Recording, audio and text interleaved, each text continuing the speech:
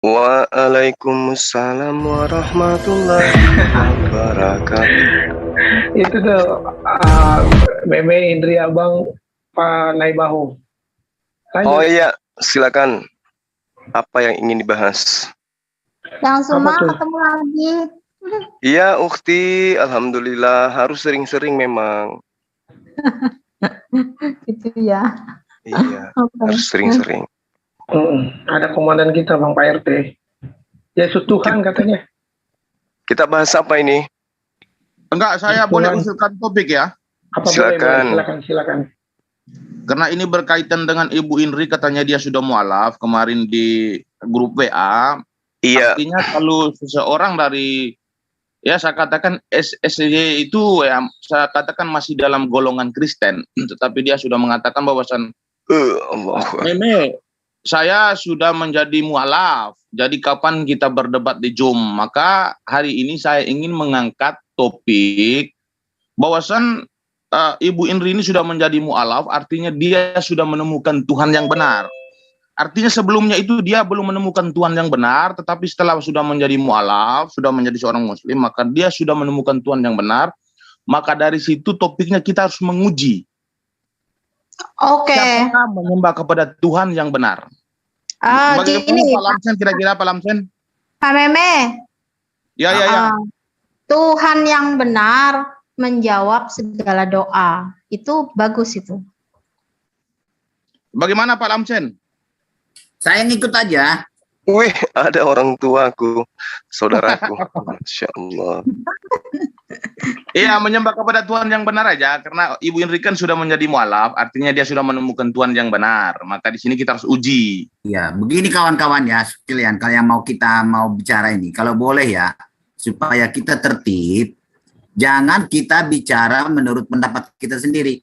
Lalu kita tunjukkan bahan-bahan atau dari mana kita berbicara. Misalnya kalau Kristen ambil dari Al-Quran atau dari Alkitab, kalau Islam dari Al-Quran atau bagaimana? Berdasarkan ayat ini, berdasarkan ayat itu. Jangan berdasarkan apa yang dia hafalkan sendiri atau apa yang dia tahu.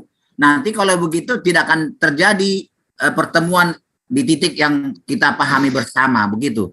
Jadi sebaiknya jangan terlalu mengandalkan kemampuan kita harus mengandalkan kemampuan Alkitab dan Al-Quran. Itu yang kita adu. Terima kasih. Jangan kita mencoba menguji mentes-tes otak orang, kepintaran orang. Itu saya tidak mau itu. Saya tidak mau kepintaran si Juma itu hebat. Saya tidak mau tes-tes, saya mau coba. Yang sering yang terjadi kan, kamu udah tahu apa kamu kan?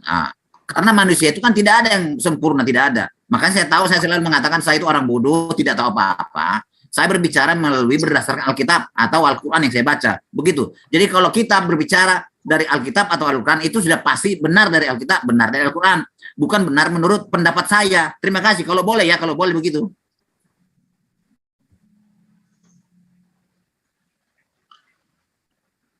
Iya, silakan. Silakan saja. Apa tema yang dikerucutkan kemudian? Meme lanjut yang punya tema. Oh, jadi topiknya sudah setuju ya? Oke, Apa itu? lanjut. Soalnya saya sambil renang ini. Apa tadi Ya. topiknya Pak Meme? Ya, menyembah kepada Tuhan yang benar lah. Oh iya, boleh. Kalau saya lebih cenderung Tuhan yang benar itu menjawab segala doa. Iya. Contoh.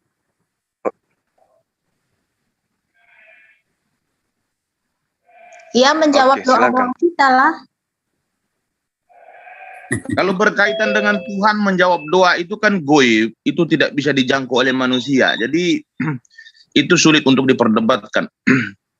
Kalau di dalam Islam, Allah itu Maha Pemurah, Maha Penyayang.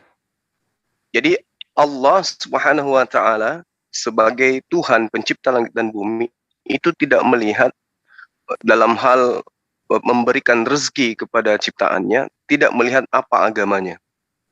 Jadi semua agama dikasih rezeki oleh Allah, semua makhluk dikasih rezeki oleh Allah, mau dia yang takwa, mau yang dia kufur. Tapi yang disayang hanya yang bertakwa kepadanya. Bismillahirrahmanirrahim, maka yang dikatakan Ar-Rahman Ar-Rahim. Allah itu Maha Pengasih, Maha Penyayang. Jadi siapapun dikasih, mau dia Kristen, Hindu, Buddha, semua dikasih. Tapi yang disayang hanya yang bertakwa kepadanya. Saya kira itu kaitannya dengan doa. Silakan.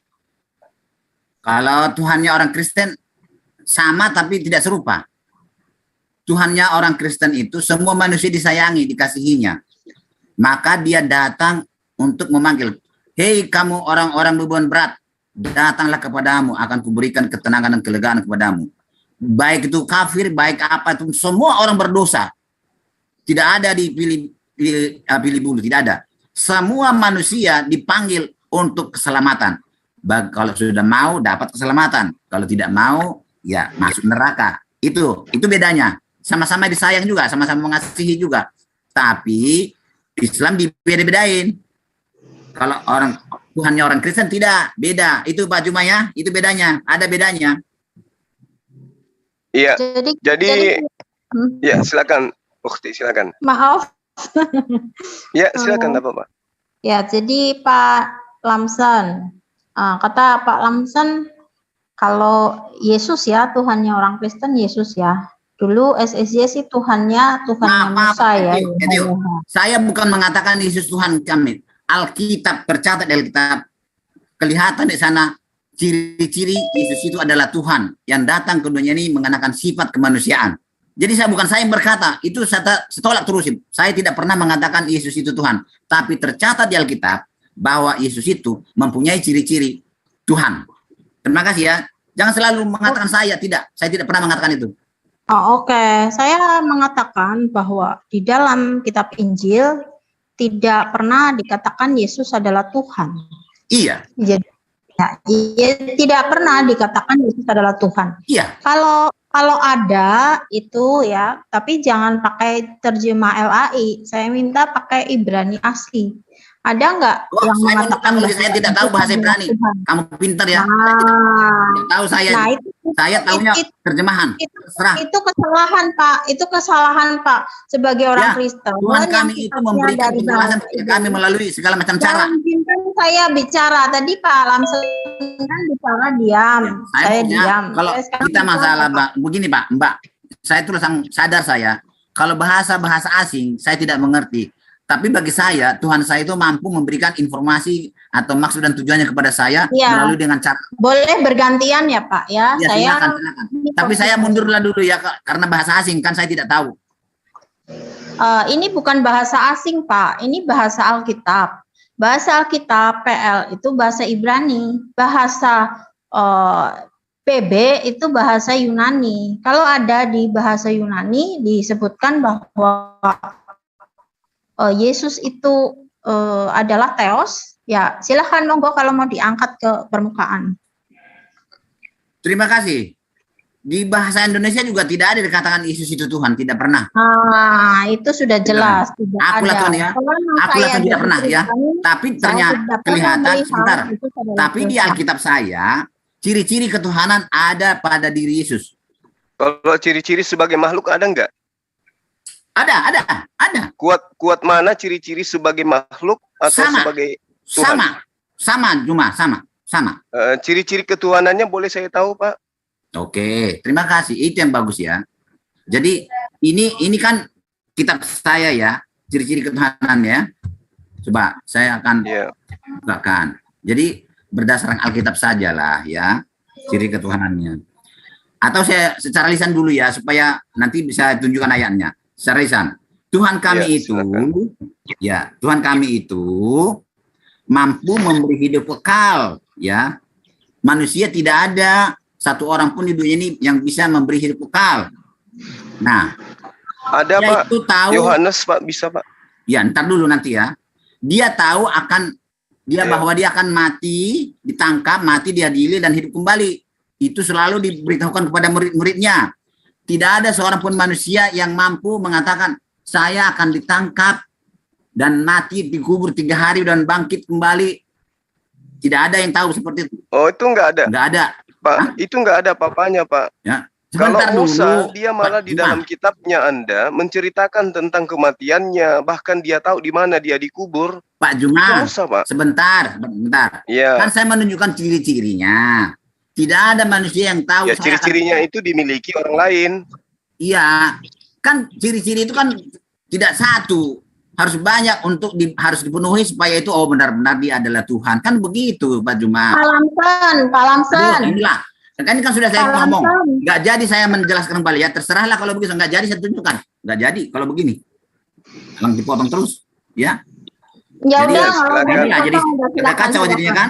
Sudah mulai ada kekacauan kalau begini. Belum saya selesai ngomong, sudah diomongin, sudah dipotongin. Saya nggak jadi menjelaskan apa yang akan saya jelaskan itu, ya. Ya udah, silakan. Nah itu bagus ya. Jadi kan baru saya ngomong secara lisan dulu, nanti saya tunjukkan ayat-ayatnya. Jadi Yesus itu berkata ya kepada murid-muridnya sesaat sebelum dia naik ke langit. Ini kalau kitab saya dikatakan ke langit lah ya. Nanti kalau saya katakan di surga nanti dibantah ya. Ayatnya memang ke langit. Dia berkata, kepadaku sudah diberikan kembali segala kuasa di bumi dan segala kuasa di surga. Nah, jadi tidak ada manusia yang bisa memegang segala kuasa di bumi dan segala kuasa di surga. Tidak ada. Jadi dari situ-situ saja sudah saya pahami, oh ini adalah Tuhan. Tuhan itu yang datang mengenakan sifat kemanusiaan. Jadi dia datang dari surga, dari Tuhan itu sendiri keluar, masuk ke rahim Maria, lahir, mati, kubur 3 hari, hidup kembali dan naik ke sana. Tidak ada siklus hidup manusia seperti itu, tidak ada. Dan sampai sekarang masih hidup. Dan dia berkata, aku akan datang kembali ke dunia ini bersama-sama dengan malaikatnya. Tidak ada manusia yang mempunyai malaikat. Itulah sebabnya saya meyakini bahwa itu adalah Tuhan. Dan Yesus tidak pernah mengatakan, akulah Tuhan, sembahlah aku. Seperti tuntutan teman-teman Islam. Begitu penjelasan saya ya. Terima kasih. Oke, saya mau menanggapi ini jawabannya Pak Lamsen. Tanya Yesus naik ke langit ya, disaksikan oleh murid-muridnya. Hidup sampai sekarang, berarti dia Tuhan. Saya mau mengingatkan sama Pak Lamsen, ketika Abraham dulu ingin mempunyai anak, ya, ingat ada malaikat turun tiga malaikat ya, turun ke bumi ya. Dan malaikat itu yang satu pergi ke Sodom dan Gomora membakar dengan api dan belerang. Tentu mereka dari dunia ini diutus oleh YHWH yang di Torah itu, dia kembali ke surga. Nah, sama halnya. Tetapi malaikat itu bukanlah Tuhan pencipta langit dan bumi. Sama halnya dengan Yesus yang turun ke bumi dan dia naik ke langit dan notabene katanya masih hidup sampai sekarang. Sekarang saya kasih ayatnya di Ibrani 1 ayat 1 sampai 2. Pada zaman dahulu Tuhan pencipta langit dan bumi berfirman melalui nabi-nabinya. Tetapi pada zaman akhir melalui Yesus Kristus begitu. Nah, jadi kalau zaman dahulu melalui nabi-nabi atau melalui mengirim malaikat kepada nabi-nabi, nah maka sama juga halnya. Tetapi yang dikirim, yang diutus itu bukan Tuhan. Karena Tuhan pencipta langit dan bumi jelas ciri-cirinya bahwa dia adalah tidak kelihatan. Kolose 1 ayat 15 mengatakan bahwa Yesus Kristus gambaran ya. Jadi gambaran itu menggambarkan saja, tapi dia bukan Allah yang tidak kelihatan itu. Monggo silahkan. Kalau Bang Zuma mau menambahin silahkan. Biarin dulu deh. Saya jawab dulu Mbak. Ini biar Pak Lamsen dulu. Iya, terima kasih Mbak ya. Hebat kamu, pintar. Banyak persamaan, kalau ada perbedaan berarti itu bukan dia. Itu ingat Mbak ya. Persamaan malaikat dengan Yesus tadi banyak memang. Persamaan kambing dengan sapi itu banyak. Tapi ada perbedaan. Makanya itulah sebabnya kambing bukan sapi. Jadi Mbak jangan ngomong seperti itu. Perbedaannya, Yesus itu ya mati, naik kembali, dan berjanji akan datang kembali ke dunia ini untuk menjemput orang percaya bersama-sama dengan malaikatnya. Tadi kan sudah Mbak mengatakan itu malaikat, sudah tercatat malaikat jelas. Jadi memang mereka datang dari surga ya, sama-sama dari surga. Yesus pun datang dari surga, itu ada sama. Tapi malaikat tidak pernah berkata, aku akan memberi hidup kekal. Tidak pernah memberikan hidup kekal kepada pengikutnya. Tidak ada. Yesus memberikan. Dan malaikat tidak pernah berkata, di tanganku sudah kembali segala kuasa di bumi dan segala kuasa di surga.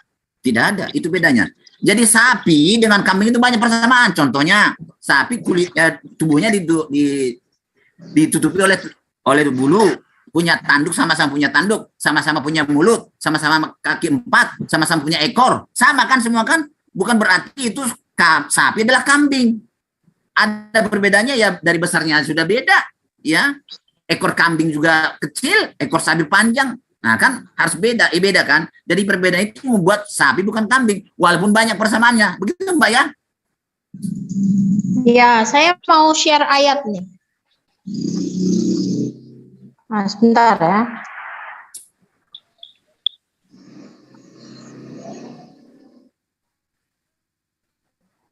Aduh, sebentar. Sebentar. Mau share ayat di Yohanes.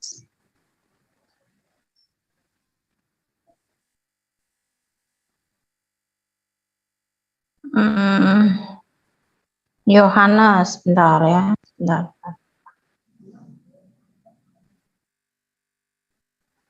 Aduh, loadingnya agak lama. Nggak apa-apa, ditunggu Mbak. Ini kan nggak ada yang ngejar kita. Tapi itu jawab aja dulu Mbak. Apakah kambing sama dengan sapi? Sama-sama binatang, Iya, meski bentuknya beda. Iya. Demikianlah Yesus dengan malaikat sama-sama makhluk, meski bentuknya beda. Jangan tertipu karena banyak persamaan, berarti itu dia enggak. Asal sedikit aja ada bedanya, berarti bukan dia itu. Ya, oke. Pak Lamson saya jawab ya. Tadi Pak Lamson bilang kan kalau Yesus sudah kembali ke kemuliaan yang dia miliki. Nah, ini saya mau membuka nih, mau membongkar apa yang Pak Lamson katakan. Yohanes 17 ayat 5 dikatakan ini Yesus ya yang mengatakannya sendiri. Jadi sekarang Bapa, berilah aku kemuliaan di sisimu. Ini permohonan loh, ya. Yesus ini memohon kepada Bapa. Jadi sekarang Bapa, ya ini semua disaksikan oleh orang banyak nih di sini. Saya bukan saya nih Pak, kata Yohanes 17 ayat 5. Jadi sekarang Bapa, berilah kemuliaan di sisimu. Ini permohonan dari Yesus memohon kepada Bapa. Jadi siapakah Yesus yang memohon kemuliaan kepada Bapa? Seperti kemuliaan yang kumiliki di sebelahmu sebelum dunia ada. Di sebelahmu. Jadi Yesus ini bersebelahan dengan Bapa. Jadi Yesus dan Bapa bukan pribadi yang sama. Tentu kalau dinamakan Bapa itu dia Allah, ya kami setuju-setuju aja. Tetapi kalau Yesus, oh no way, dia pribadi yang berbeda. Silakan bahas Yohanes 17 ayat 5 ini. Pak Lamson.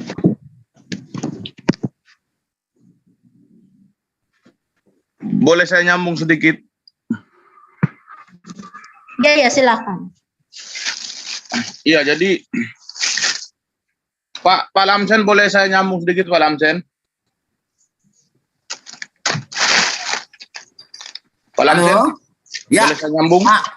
Maaf, ada masuk telepon, jadi terputus. Saya nggak dengar tadi omongannya Mbak tadi. Diulangi tolonglah, karena telepon masuk ini. Heran saya, orang-orang telepon lagi sibuk. Ya, silakan Mbak. Halo. Oke, Pak Lamson tadi kan bicara, katanya waktu Yesus naik ke langit, dia menerima kembali kemuliaan. Betul? Pak Lamson bilang begitu ya. Nah, sekarang saya share ayatnya, Yohanes 17 ayat 5. Dikatakan di sini, Pak Lamson bisa baca, semua orang di sini juga bisa baca, menjadi saksi. Ya, saksi mata. Yohanes 17 ayat 5 saya bacakan. Jadi sekarang Bapa berilah aku kemuliaan di sisimu. Ini ada permohonan nih Pak Lamson. Iya. Ya, jadi Yesus memohon kepada Bapa, berilah aku kemuliaan di sisimu seperti kemuliaan yang kumiliki di sebelahmu. Yang namanya di sebelahmu ini Pak, ini berdampingan. Ya, Yesus sebagai utusan berdampingan dengan Bapa. Jadi Yesus itu diberi kemuliaan di sisi Allah ya pada saat zaman dahulu sebelum dunia ada. Nah, ini menunjukkan bahwa Yesus itu di samping Allah, di samping Bapa. Jadi dia adalah pribadi yang berbeda dengan yang memberi kemuliaan, karena di sini dikatakan Yesus memberikan doa permohonan, berilah aku kemuliaan di sisimu. Jadi kalau kata berilah kemuliaan kepadaku, nah ini berarti dia bukan Bapa. Silakan. Oke, terima kasih Mbak, terima kasih. Pintar Mbak ini ya. Jadi Yesus kami itu Mbak ya, Yesus kami. Hah? Halo? Halo? Halo? Mendengar suara saya? Halo, halo. Lanjut Pak, lanjut. Jaringannya Bu Indri putus-putus. Kedengaran nggak suara saya? Kedengaran. Oke, tapi suara Mbak Indri ini kayaknya putus-putus. Oke, yang penting dengar dulu Mbak Indri, nanti dijawab ya. Jadi saya katakan Mbak Indri pintar ini ya. Tapi saya katakan kepada Mbak Indri bahwa Yesus kami ini tidak ada yang sama dengan dia. Dia bisa mengenakan sifat kemanusiaan. Tidak ada manusia yang bisa mengenakan sifat ketuhanan. Tidak ada. Jadi Yesus ini mengenakan sifat kemanusiaan. Bukan itu saja tanda-tanda di manusia. Dia lahir dari perut si Maria, berak disebokin, ya, makan, minum, ya, nangis, sakit hati, ya. Dia nangis kan karena sakit hati, dia akan nangis misalnya. Jadi itu menunjukkan ciri-ciri kemanusiaannya.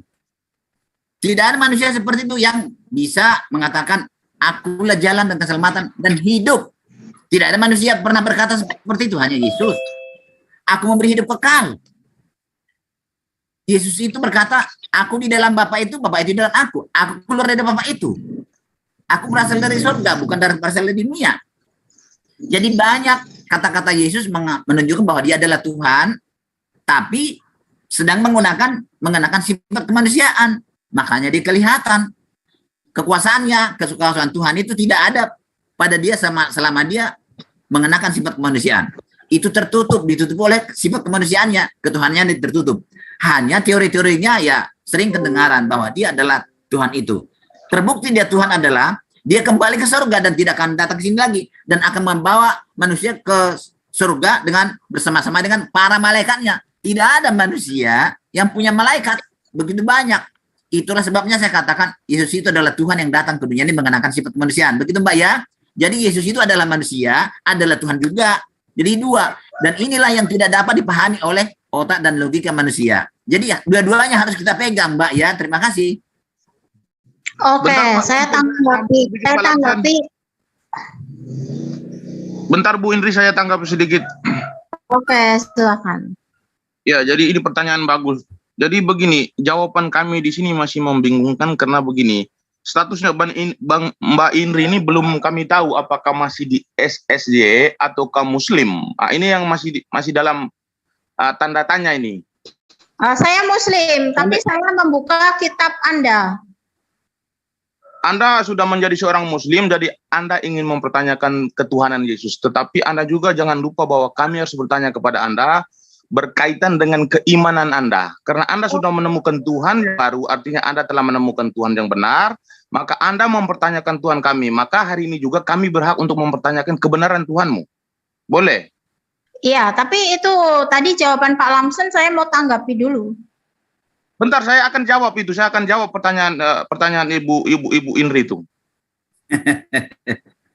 Ibu Indri mengatakan bahwa di Yohanes 17 itu ketika Yesus menghadap ke atas berdoa kepada Bapa, artinya dia memohon. Ibu Indri lupa ya, status Yesus itu apa? Manusia. Saat itu. Yesus itu adalah firman Allah yang menjadi manusia.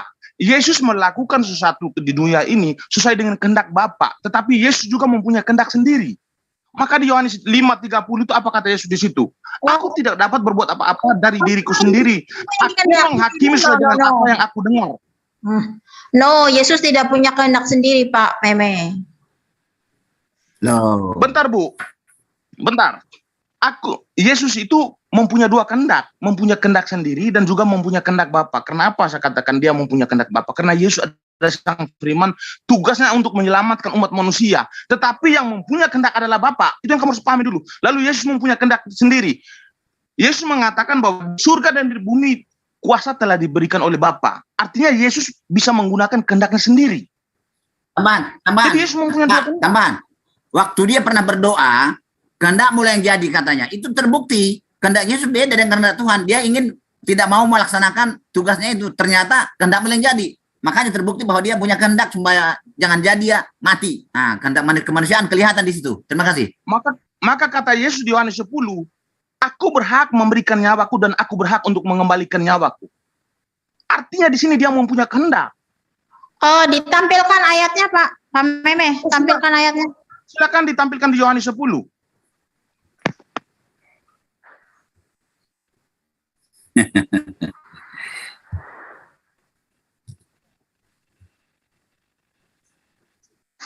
Jadi kalau saya katakan pertanyaan ibu ini bagi saya itu gampang seperti membalikkan telapak tangan untuk menjawab pertanyaan-pertanyaan ibu Indri. Tetapi menjadi permasalahan di sini, saya berdebat dengan SJY atau Muslim. Jika Anda menjelaskan status Anda sebagai seorang Muslim, maka saya juga harus bertanya. Artinya Anda telah menemukan Tuhan yang benar. Maka pertanyaan saya, Tuhan yang benar menurut iman Anda sekarang itu seperti apa? Iya, boleh juga itu nggak apa-apa. Anda berdebat dengan Muslim yang mumpuni mengerti tentang Injil Anda. Loh, artinya Anda ini hanya sebagai seorang SJY mau menyamar sebagai seorang Muslim mau mempertanyakan ketuhanan Yesus. Ini yang bisa saya tangkap dari tadi. Tidak ada yang menyamar. Saya benar-benar disaksikan oleh banyak Jadi orang, kalau ribuan orang lihat saya. Gini, saya tengahi. Jadi SSY dan Islam ketika berbicara mengenai Yesus, ya dalam hal ini Tuhannya Yesus maksud saya, maka itu posisinya 11-12, tidak perlu diragukan itu. Makanya SSY itu kan tidak menuhankan Yesus, tapi mengimani sebagai utusan Tuhan. Iya, nah, sama dengan Islam. Islam juga demikian. Jadi, saudara saya tidak perlu ragukan, beliau sudah bersyahadat. Nanti terkait dengan Allah, nanti saya yang jelaskan. Kalau mengenai konsep ketuhanan di dalam ajaran agama Islam, itu tidak ada bedanya dengan konsep ketuhanan yang diajarkan Yesus kepada Bani Israel. Makanya pada saat kita berdialog, berdebat, Islam kedudukannya membela kenabian Yesus. Anda membela kerasulan Paulus dengan mengambil Yesus sebagai Tuhan, kan begitu. Iya, jadi begini, itu pasti itu. Begini Bang Juma, jikalau Ibu Indri ini tidak memahami agamanya saja, lalu kenapa dia mempertanyakan Tuhan orang lain? Ya bukan, ini kita sedang berdialog. Ya, sedang berdebat. Beliau ini mantan Kristen, artinya dia meninggalkan Kristen, meninggalkan SSY karena dia menemukan kesalahan di sana, dan dia masuk Islam karena dia menemukan kebenaran di sana. Nah, bedanya sekarang antara Anda dan Pak Lamsen dengan beliau, Ukhti Indri ini, kalian itu beriman berlandaskan asal imani saja, sementara beliau beriman berdasarkan akal sehat. Gitu loh. Sebentar. Sekarang Pak Juma. Contoh sedikit lagi Bang, sedikit lagi. Ketika saya tanya, apakah Yesus memiliki ciri-ciri keilahian ketuhanan? Kata Anda iya. Apakah dia juga memiliki ciri-ciri kemanusiaan? Anda katakan juga iya. Nah, gugur sudah itu. Karena Tuhan pencipta langit dan bumi tidak memiliki ciri-ciri kemanusiaan. Sudah Pak Juma. Percaya itu. Pak Juma, sebentar. Maaf ya teman-teman sekalian. Saya ini bicara sama saya si Juma ini dulu. Supaya aman ya, Pak Juma. Iya, tapi jangan sensi, Pak. Nanti bukan sensi. Jadi Bapak marah-marah gitu. Iya, marah lah kalau biasa aja, santai. Ya, santai Pak Juma aja. Ya, lanjut. Kita kan sudah pernah sepakat ya. Kita sudah pernah sepakat bahwa Yesus kami itu bukan Isa Al-Masih yang di Al-Qur'anmu itu. Ya. Kenapa kamu selalu membantah? Yesus kami itu adalah Yesus yang pernah mati, tersalib dan hidup kembali. Jadi kamu membela dia Tuhan sebagai kami, nabi. Padahal itu tidak ada Tuhan nabi kami itu tidak jangan dulu. Padahal Yesus kami itu tidak pernah dikenal oleh Al-Quran dan Muhammad, tidak pernah. Tidak ada. Siapa bilang? Nah, sekarang kalau Bapak berbicara mengenai Yesus, apakah Yesus dikenal dalam kitabnya Bani Israel? Loh, coba. Mana namanya Yesus di dalam perjanjian lama? Ada nggak namanya, Pak? Makanya kamu salah di situ. Biarlah kami namanya Yesus di perjanjian lama ada. Nah, ini kan jadi ribut kan. Makanya jawab dulu, apakah Al-Quran mengenal Yesus yang pernah mati hidup kemudian kembali? Jelas mengenal. Jelas. Jadi kan dulu ini kan jadi berulang. Kita sudah pernah sepakat bahwa Yesus itu dan Alkitab kami itu beda ajaran dengan Al-Quranmu. Sekarang kamu ngakui lagi Yesus itu Yesus yang di Alkitabmu, yang Al-Quranmu, kan sudah salah itu. Tidak boleh. Saya di mana-mana, Pak. Baik di kampus-kampus atau di masjid-masjid, ketika saya mengkaji tentang Nabi Isa alaihissalam, saya katakan nama Nabi Isa sudah dipalsukan menjadi Yesus. Itulah salahmu itu. Karena Yesus sekarang kita buktikan. Apakah Maria memberi nama kepada anaknya dengan nama orang Yunani? Ya, jadi tidak. Jadi Musa tentu menggunakan bahasa Abrahamaik kan? Dengar dulu Zuma. Kita kan sudah sepakat bahwa tokoh-tokoh di Alkitab kami itu bukanlah tokoh-tokoh di Al-Quran, walaupun namanya sama, Tuhannya pun beda. Sekarang kamu kembali lagi seperti semula. Bagaimana sih kamu itu? Sekarang begini, kan, Pak Lamsen. Tidak pernah kita bersama-sama mengatakan itu. Tokoh-tokoh di Alkitab saya. Sekarang begini, Pak Lamsen. Usia Al-Quran dengan usia kitab Anda jauh lebih tua Al-Quran daripada kitab Anda. Saya malah curiga kitab Anda yang mencomot-comot nama tokoh di dalam Al-Quran. Ya. Ayo, gimana itu? Terjemahan yang Anda pegang paling tua adalah terjemahan tahun 1954. Itu yang paling tua. Al-Quran saya tahun 600-an itu sudah ada. Itulah piciknya. Tokoh-tokohnya sudah ada. Kitab Anda baru muncul. Indonesia Merdeka baru ada kitab Anda. Saya curiga kitab Anda yang mencomot tokoh di dalam Al-Quran. Jangan Anda balik. Kecuali Anda bisa menunjukkan kepada saya bahwa kitab Anda dari abad pertama ada hari ini. Inilah yang tidak pernah mengetahui sejarah. Alkitab kami itu diterjemahkan dari bahasa. Itu Pak Lamsen cara belajarnya. Tapi bahasa aslinya juga tetap orang Arab, orang di negeri sana tetap mengakui bahwa Yesus pernah mati di Golgota. Itu sudah ratusan tahun itu ada, baru ada Al-Quran. Masa kamu bilang duluan ada Al-Quran? Al-Quran mengakui, Pak, ada yang mati, ada yang disalib. Al-Quran aku itu. Penyaliban itu terjadi memang. Makanya, jadi yang mati itu menurut Alkitab kami, ya bahasa aslinya juga, Yesus yang mati. Ya, Yesus yang mati dan hidup kembali. Jadi Al-Quran mengatakan, bukan Yesus yang mati. Artinya itu sudah lain ceritanya itu. Isa yang di Al-Quran tidak pernah dikenal orang-orang Israel, tidak pernah ya. Dan Musa pun yang Musa di Al-Quran tidak pernah dikenal oleh Israel, tidak pernah. Jadi itu harus bedakanlah Juma. Jangan kamu katakan lebih dulu daripada kami. Jangan begitu. Saya malu. Saya ketawa lihat kamu gitu. Pak Lamsen jangan emosi dulu. Bukan emosi. Kitabnya Bani Israel dengan kitab Anda itu. Kitab kami jauh lebih dulu daripada Pak Lamsen. Kitabnya Bani Israel itu dituliskan kurang lebih 1.700 tahun sebelum Masehi. Kitab yang Anda pegang itu ditulis setelah Indonesia merdeka. Jaraknya 3.000 tahun kurang lebih. Bagaimana kemudian Anda menilai Al-Quran dengan kitab Anda? Sampai hari ini nama Yesus tidak ada di dalam kitabnya orang Yahudi.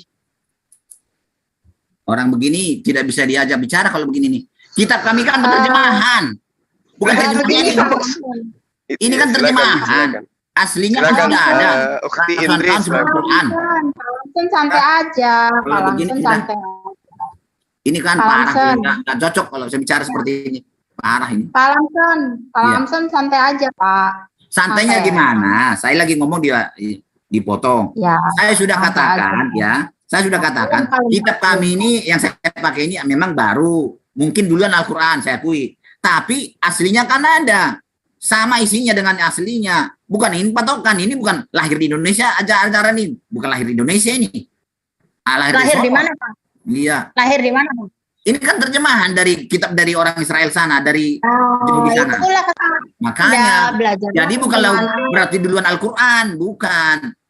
Begitu kawan ya. Jadi Pak Juma itu salah itu. Pak Juma itu yang salah, ngerti dia, nggak ngerti. Dia pikir kitab kami lahir di Indonesia, bukan. Ini terjemahannya, ya. Jadi terjemahan dengan aslinya sama isinya. Terima kasih. Ya, ini bahan renungan.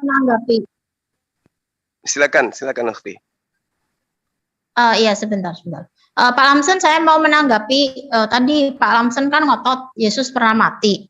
Nah, maka dari itu saya pindah Pak, karena Tuhan yang disembah oleh SSY Bapak tidak pernah mati Pak. Yang mati itu Yesus adalah utusan gitu Pak. Nah, jadi itu paham Kristen SSY itu menemukan ayat yang di dalamnya itu bahwa Yesus bukanlah Bapa yang mati. Jadi Bapa yang disembah oleh SSY itu tidak pernah mati, Pak. Silahkan, Bang Zuma, silahkan. Iya, jadi Tuhan yang diperkenalkan kemudian oleh Yesus yang Anda Tuhankan, itu tidak demikian sifatnya. Jadi di dalam pengajaran Yesus kepada Bani Israel, muatannya kemudian mengajarkan kepada Bani Israel menyembah hanya kepada Allah, menyembah kepada pencipta langit dan bumi, bukan menyembah kepada dirinya.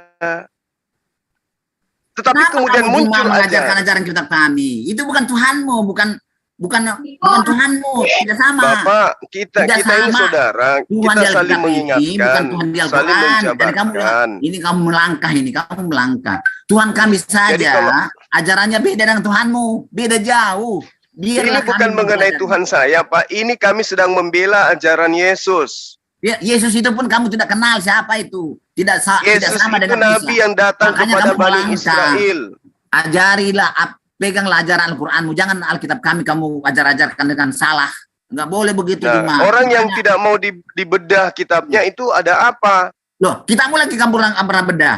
Itulah aslinya. Jangan putar-putar, jangan di kitab saya kalau dibedah harus masuk ke dalam original teks. Sudah jelas. Karena standarisasi pembedaan Al-Quran harus masuk ke dalam original teksnya. Sudah jelas terbaca Yesus tersalib, kamu bilang tidak tersalib, bagaimana sih? Karena Yesus sendiri yang menerangkan dia tidak tersalib.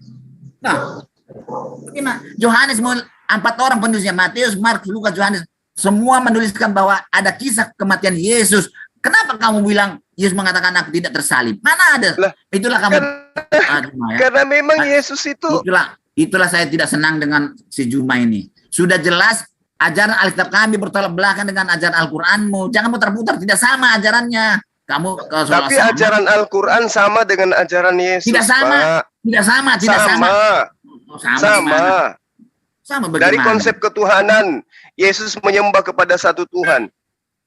Di Quran tidak namanya pernah mengatakan Isa itu pernah menyerahkan nyawanya untuk keselamatan manusia. Di Alkitab saya menyerahkan nyawa untuk manusia, keselamatan manusia. Itu ajaran yang muncul kemudian Pak, yang dihadiahkan. Itu kan karanganmu, makanya itu Alkitab kami, bukan Alkitabmu. Itu Alkitab kami, itu ajaran Alkitab kami. Jangan kamu roba-roba Alkitab kami. Yesus sendiri ajarannya tidak mengajarkan itu.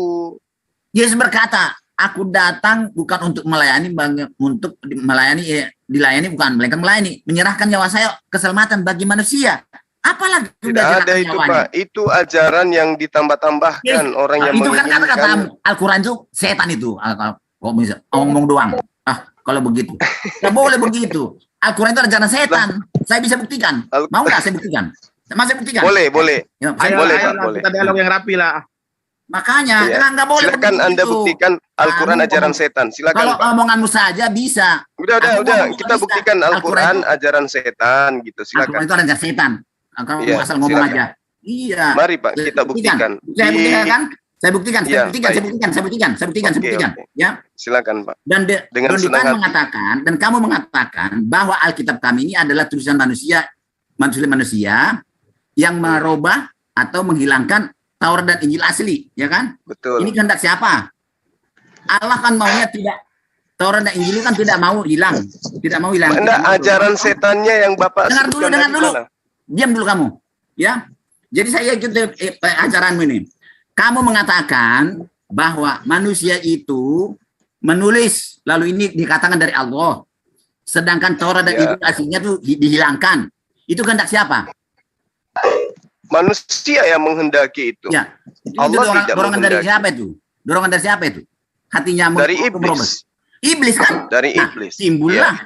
timbullah ajaran iblis. Alkitab kami ini kan ajaran iblis. Di Alkitab kami ini ada nubuatan tentang Muhammad. Tentu ajaran iblis ini mengajarkan nubuatan tentang Muhammad. Muhammad itu harus sesuai dengan sifat iblis. Artinya Muhammad itu harus sama dengan iblis penipu. Jadi Muhammad itu adalah mengajarkan ajaran penipuan. Itulah iblis. Makanya Al-Quran berasal dari iblis. Al-Quran itu. Bisa kan? Kan bisa. Bisa kan? Mana buktinya, Pak? Dibuktikan. Jangan ajaranmu itu mengatakan itu ajaranmu. Nenek-nenek yang kehilangan gigi. Itu ajaranmu. Ajaranmu saya Lagi ikutin. sedang pakai kacamata di kepala, Ajaranmu tapi saya cari ikutin. kacamatanya Makanya sambil kamu ngomong. jangan asal ngomong. Iya. Pak Lamsen tenang Jangan dulu, asal Pak. ngomong. Saya mau tanya Jadi nih. kamu yang mengatakan orang itu menulis itu dikatakan dari Allah. Dorongan siapa? Dorongan iblis. Di Alkitab kami ini Palang- ada tulisan manusia yang menyubuatkan tentang Muhammad. Oh, Muhammad itu berarti nabi yang disukai oleh iblis, sesuai dengan sifat si iblis, si pembohong.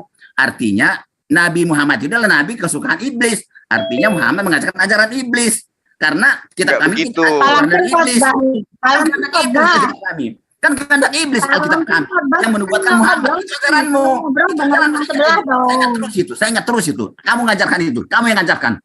Jadi saya tidak bisa lupa lagi itu. Karena kamu mengatakan kitab kami ini adalah tulisan manusia yang dikatakan dari Allah. Padahal bukan dari Allah. Dorongan siapa? Dorongan iblis. Artinya di dalam kitab kami ada nubuatan Muhammad. Muhammad itu adalah harus sesuai dengan keinginan iblis. Artinya keluarlah Muhammad. Muhammad sesuai dengan keinginan iblis, pembohong. Artinya ajaran ini ajaran dari iblis, Al-Quranmu itu. Itu jadinya. Jadi kamu terpukul sendiri. Sekarang begini. Nggak ada yang Pak terpukul, Lamsen, Pak. Pak Lamsen boleh saya Al-Quran tanya? menerangkan bahwa orang Yahudi itu mencampur adukkan antara Makanya itu kan firman keinginan Tuhan. iblis, dicampur adukkan. Kan keinginan iblis. Artinya di Alkitab kami itu ada keinginan iblis menubuatkan Muhammad. Jadi Muhammad itu Bukan. menubuatkan Al-Quran. Keinginan Iblis tidak menubuatkan. Ada nubuatan di situ. Dunitan sudah. Tidak, iblis Oh, tidak Pak. menubuatkan. Saya tunjukkan. Omongan Jadi- Dunitan. jadi Kami bisa- Torah saya dan masih juga simpan kitab itu. Saya Injil simpan terus itu. yang Kamu mengajarkan asal itu. usulnya dari Allah itu menceritakan tentang datangnya sosok nabi yang kemudian datang di akhir zaman sebagai penutup para nabi. Itu di dalam Torah dan di dalam Injil dan kitab-kitab para nabi. Tetapi iblisnya menghilangkan itu semua. Ya. Nah, meski iblisnya menghilangkan, Allah itu Maha mengetahui, Allah itu Maha melihat. Sehebat-hebatnya iblis menghilangkan nubuatan tentang baginda Rasul Muhammad SAW, tetap saja tercium aura kedatangan baginda melalui kitab yang dituliskan oleh manusia itu. Itu yang perlu Bapak pahami gitu. Saya sudah paham Jul ajaranmu itu, paham saya. Ya cuma saya paham ajaranmu itu yang mengatakan Taurat dan Injil itu kan sudah hilang, punah semua, tidak ada lagi. Dan di tan masih ada video yang saya disimpan. Bisa saya putar di sini. Kamu juga ngomong. Ya kan memang tidak ada lagi Taurat Musa, Makanya, Pak. Itu Kan tidak ada orang lagi. menulis. Kecuali Iya. kalau ada orang Kristen yang mampu menunjukkan Tauratnya Musa, Iya. saya menjadi Kristen. Tapi kan sudah tidak ada. Makanya ditulislah Alkitab ini dengan keinginan iblis. Katanya dari Allah padahal bukan. Betul. Iya. Iya, memang betul. Nah, sekarang kita Ditulis buktikan di situ. aja. Dituliskan Sekarang di kita situ buktikan aja dulu. Ada, Saya mau tanya ada- kepada Pak Iya. Lam. Dengar, jangan dulu. Ada di situ nubuatan tentang Muhammad. Jadi Muhammad ini berarti keinginan dari iblis. karena Sekiranya itu iblis, Pak, Iya. tidak menghilangkan data-data tentang Makanya- baginda Rasulullah SAW, Makanya Muhammad itu maka kan, semua dalil Recording yang in ada di progress. dalam kitab Anda itu iya. akan menceritakan Makanya Muhammad tentang itu nabi beliau. iblis. Timbullah Al-Quran Loh, kok keinginan jadinya iblis. iblis? Bukan dari Allah lagi. Aneh Anda ini. Saya ngikutin. Anda aneh menurut saya. Ya, terserah kamu aneh. Aku ikutin ajaranmu. Iya kan gini, Pak. Para nabi bercerita tentang nabi-nabi. Robah yang lagi, akan rubah lagi ajaranmu. Kau bisa muter-muter ajaran. Ya toh. Nah, kemudian tangan-tangan jahiliyah, tangan-tangan jahil dari orang-orang Yahudi ahli kitab merubah data-data itu. Namun meskipun mereka sekuat tenaga merubahnya, Allah tetap saja memberikan sinyal kepada manusia bahwa kitab terdahulu meskipun sudah berubah masih menceritakan tentang datangnya sosok nabi, ya, yaitu baginda Rasulullah Muhammad sallallahu alaihi wasallam. Oke. Oke. Kan begitu, Pak Lamsen. Oke. Kita buktikan bahwa apa yang kamu katakan itu bertentangan dengan Al-Quran. Mau kita buktikan?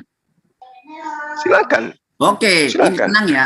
Jangan kamu potong-potong supaya kita buktikan bahwa omongan itu omong kosong. Tidak sama dengan Silakan Al-Quran. Pak. Dan saya akan potong kalau Bapak hanya omong kosong kan Loh, gitu. Biar Saya seimbang. buktikan pakai Al-Quran, bukan saya ngomong. Iya, tapi membaca kitab saya saja nggak bisa. Itu alasanmu, karena terjemahan. Nah, itu alasan. Nah sekarang nggak apa-apa, silakan aja tunjukkan. Salah itu terjemahan. Ya terserah kamu lah kalau begitu. Terjemahan hanya. Silakan aja Bapak, tunjukkan. Surah apa, ayat berapa? Makanya supaya tenang ya. Jangan asal ngomong, harus pakai data. Kamu bilang. Ya silakan aja data. tunjukkan data. Makanya bisa kamu mutar-mutar lidah. Putar sana, putar sini, lidahmu itu. Putar-putar, berubah-ubah terus. Silakan Bapak. Makanya. Jadi ada orang yang tidak bisa membaca rumus-rumus kimia, mau membedah buku kimia. Silakan, saya mau lihat. Silakan. Gimana kamu cuma lah. Ya silakan Pak. Ya. Surah apa, ayat berapa? Kita pelajari lah ya. Al-Quran. Oh, Bapak baru mau belajar. Ya. Maka saya tunjukkan Al-Quranmu tidak sesuai dengan apa yang kamu katakan. Ya. Silakan tunjukkan. Ya. Mencarinya aja Bapak kelamaan, belepotan. Ya udahlah kalau begitu. Nah kan tidak bisa ditemukan. Berarti Bapak yang omong kosong kan? Ada saya temukan. Nanti kamu bilang terjemahan. Kan mencari. Mana? Ada catatan kan saya. Baru dicari. Iya. Memang saya tidak sama dengan kamu. Memang ya. Tidak boleh seperti kamu. Bisa ingat terus di mana tercatat. Tapi kan saya susun di sini bahwa Al-Quran itu mengatakan bahwa Taurat dan Injil itu tidak pernah akan hilang. Ya. Tidak akan hilang. Silakan ada tunjukkan dalilnya.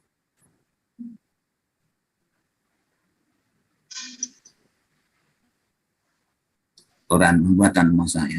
Jadi Ukti Intri ada yang mau disampaikan, silakan. Silakan sambil saya nunggu saya ya. Silakan ngomong lain. Nanti saya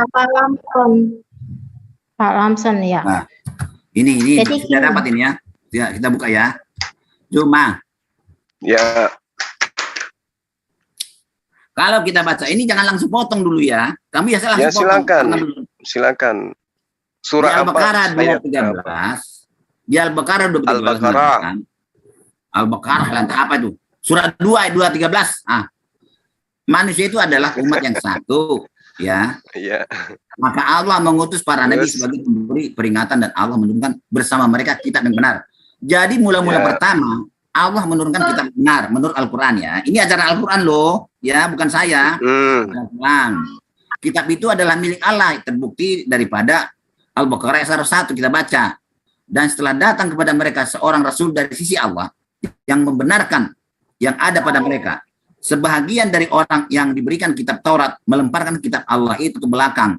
Seolah-olah mereka tidak mengetahui bahwa itu adalah kitab Allah. Artinya Taurat dan Injil itu adalah kitab Allah. Itu harus ingat. Cuma itu pertama-tama. Iya memang betul. Dengar dulu, ya. Jangan dulu jawab ya.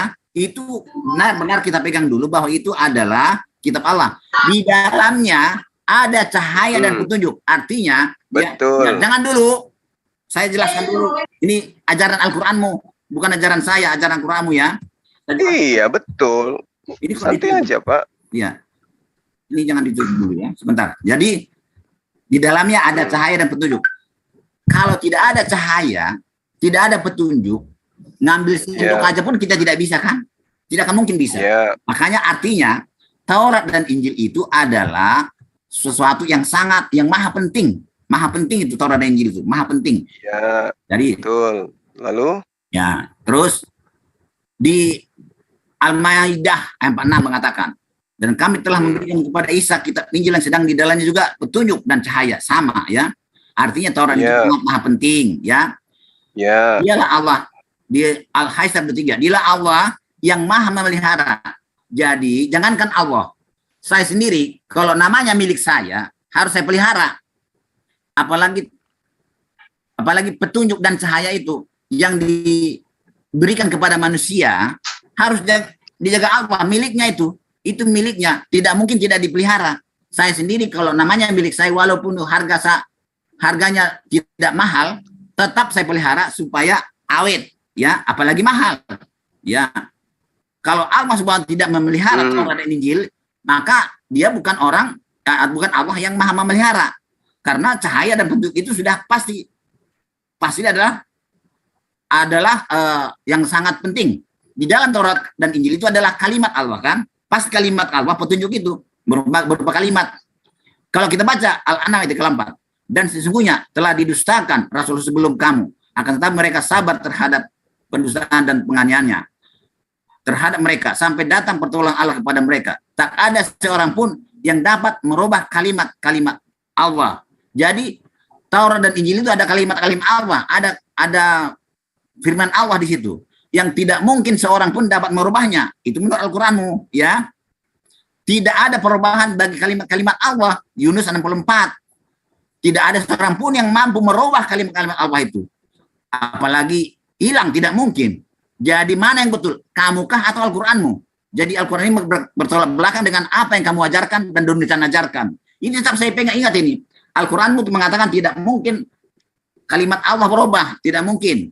Dan merubah aja tidak bisa, seorang pun tidak bisa merubahnya, apalagi menghilangkannya tidak ada. Itu pernyataan jelas-jelas Al-Qur'anmu. Tetapi kamu berkuar-kuar mengatakan sudah berubah, sudah hilang. Bagaimana itu? Terima kasih. Ya, saya boleh jawab ini. Silakan. Oke. Jadi Al-Qur'an menerangkan begini, bahwa ketika Pak Lamsen mengambil dari surah Al-Baqarah, di situ Allah menerangkan dulu manusia itu satu umat. Jadi satu umat itu artinya di situ belum ada nabi-nabi, belum ada rasul-rasul, belum ada kemudian syariat yang diturunkan oleh Allah. Hanya penggambaran hukum yang kemudian bagaimana Allah mengenal manusia. Bagaimana manusia mengenal Allah, maksud saya. Lalu Allah mengutus para nabi untuk menyampaikan kabar gembira dan menyampaikan tentang peringatan. Lalu kemudian Tuhan menurunkan bersama dengan peringatan ini, kabar gembira ini dengan kitab-kitab. Di mana kitab ini mengandung kebenaran untuk memberi keputusan di antara manusia tentang perkara yang mereka perselisihkan. Nah, yang terjadi kemudian adalah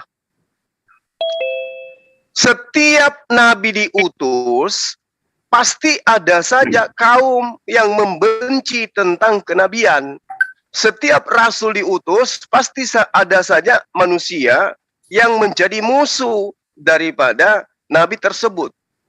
Allah menerangkan begini, wa katsalika ja'alna likulli nabiyyin aduwwa syayatin insin ya wal jin yuhi ba'duhum ila ba'di zuhrufal qawli gurura. Nah, di sini diterangkan demikianlah untuk setiap nabi, ya. Di situ ada musuh yang terdiri dari setan-setan manusia dan juga setan-setan dari golongan jin. Jadi setan ini ada dua golongan. Ada dari golongan manusia, ada juga golongan dari jin. Yang dari golongan manusia disebut kafir, dan yang disebut jin itu dari golongan jin disebut iblis. Jadi apa dulu? Nah, tunggu Pak, sabar. Sebagian mereka membisikkan kepada sebagian yang lain perkataan yang indah sebagai tipuan. Dan kalau Tuhan mau menghendaki, niscaya mereka tidak akan melakukan. Maka biarkanlah mereka bersama apa yang mereka bohongkan, yang mereka ada-adakan. Nah, ini Al-Quran menjawab itu, Pak. Jadi setiap para nabi datang, ada saja golongan dari manusia yang membantah nabi ini. Ada saja golongan iblis, jin yang membantah membantah nabi ini. Ketika Abraham datang, ada Firaun. Ya, ketika Musa datang, ada Samiri. Ketika Isa datang, ada Paulus. Ada pembantah-pembantah daripada para nabi-nabi. Gitu loh, Pak. Ini Al-Quran. Nah, sekarang pertanyaan sederhananya yang kita jawab bersama adalah ketika Yesus datang kepada Bani Israel, apakah Yesus diterima? Jangan dulu ke sana, orang ini saya jawab dulu kamu. Saya jawab dulu ini. Tunggu sabar. Saya lagi menjelaskan. Bapak tadi panjang lebar. Jangan berdakwah. Tadi Bapak panjang lebar, saya tidak membantah. Saya biarkan Anda mengada-adakan sesuai dengan prinsip otak Anda yang tidak berfungsi itu. Jadi begini, Pak. Ketika Al-Quran menerangkan yang nyata di dalam kehidupan kami umat Islam, innal ladina amanu wal ladina hadu wan nasara was sabiin man amana billah. Jadi akibat daripada kitab yang diwahyukan oleh Allah kepada orang-orang Yahudi, orang Nasara, di antaranya ada yang beriman. Ada yang beriman karena mereka mengikuti petunjuk. Dari Yahudi ada yang beriman, dari Nasrani ada yang beriman, bahkan orang-orang Sabi'in ada yang beriman. Dan kata Allah, siapapun di antara mereka yang beriman wa amila salihah falahum ajruhum inda rabbihim wala khaufun alaihim wala hum yahzanun. Ini adalah pernyataan Allah. Maka Allah akan mengupah orang Yahudi dan Nasara dengan kesenangan, yaitu jannah. Ini janji Allah, Pak. Tapi kemudian ada juga di antara mereka yang ingkar. Nah, yang ingkar inilah kemudian yang merubah-rubah firman Tuhannya.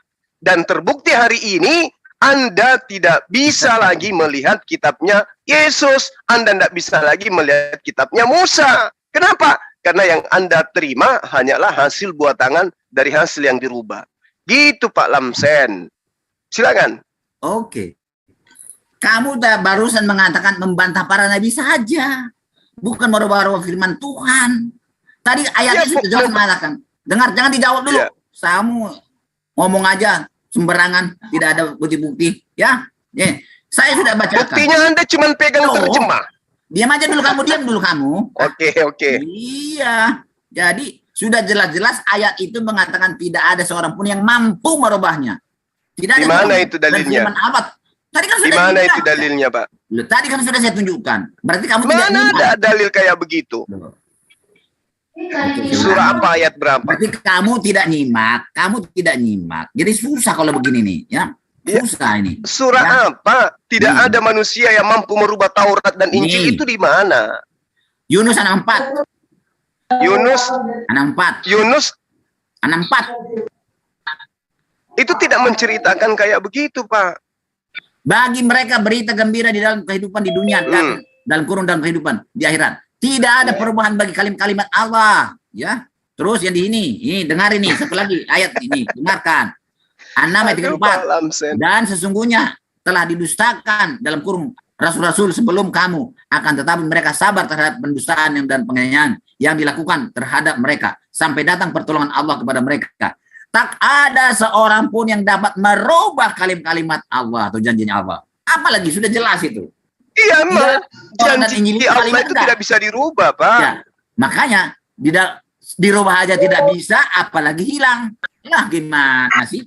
Tidak dikatakan bahwa tidak ada yang bisa merubah ayat Taurat dan juga Injil, Pak. Iya, tidak ada yang merubah, kan? Maka tidak ada seorang pun yang dapat merubah kalimat Allah yang ada di dalam Taurat dan Injil juga. Jadi kalau tidak ada yang bisa merubah, Bapak nambah-nambahin. Apalagi hilang kan tidak mungkin. Pakai otak dan logikamu. Merubah aja tidak bisa, apalagi menghilangkan. Bagaimana sih? Tapi kamu mengatakan dirubah-rubah sudah hilang. Jadi mana yang betul? Kamu atau Al-Quranmu? Lihat aja faktanya, Pak.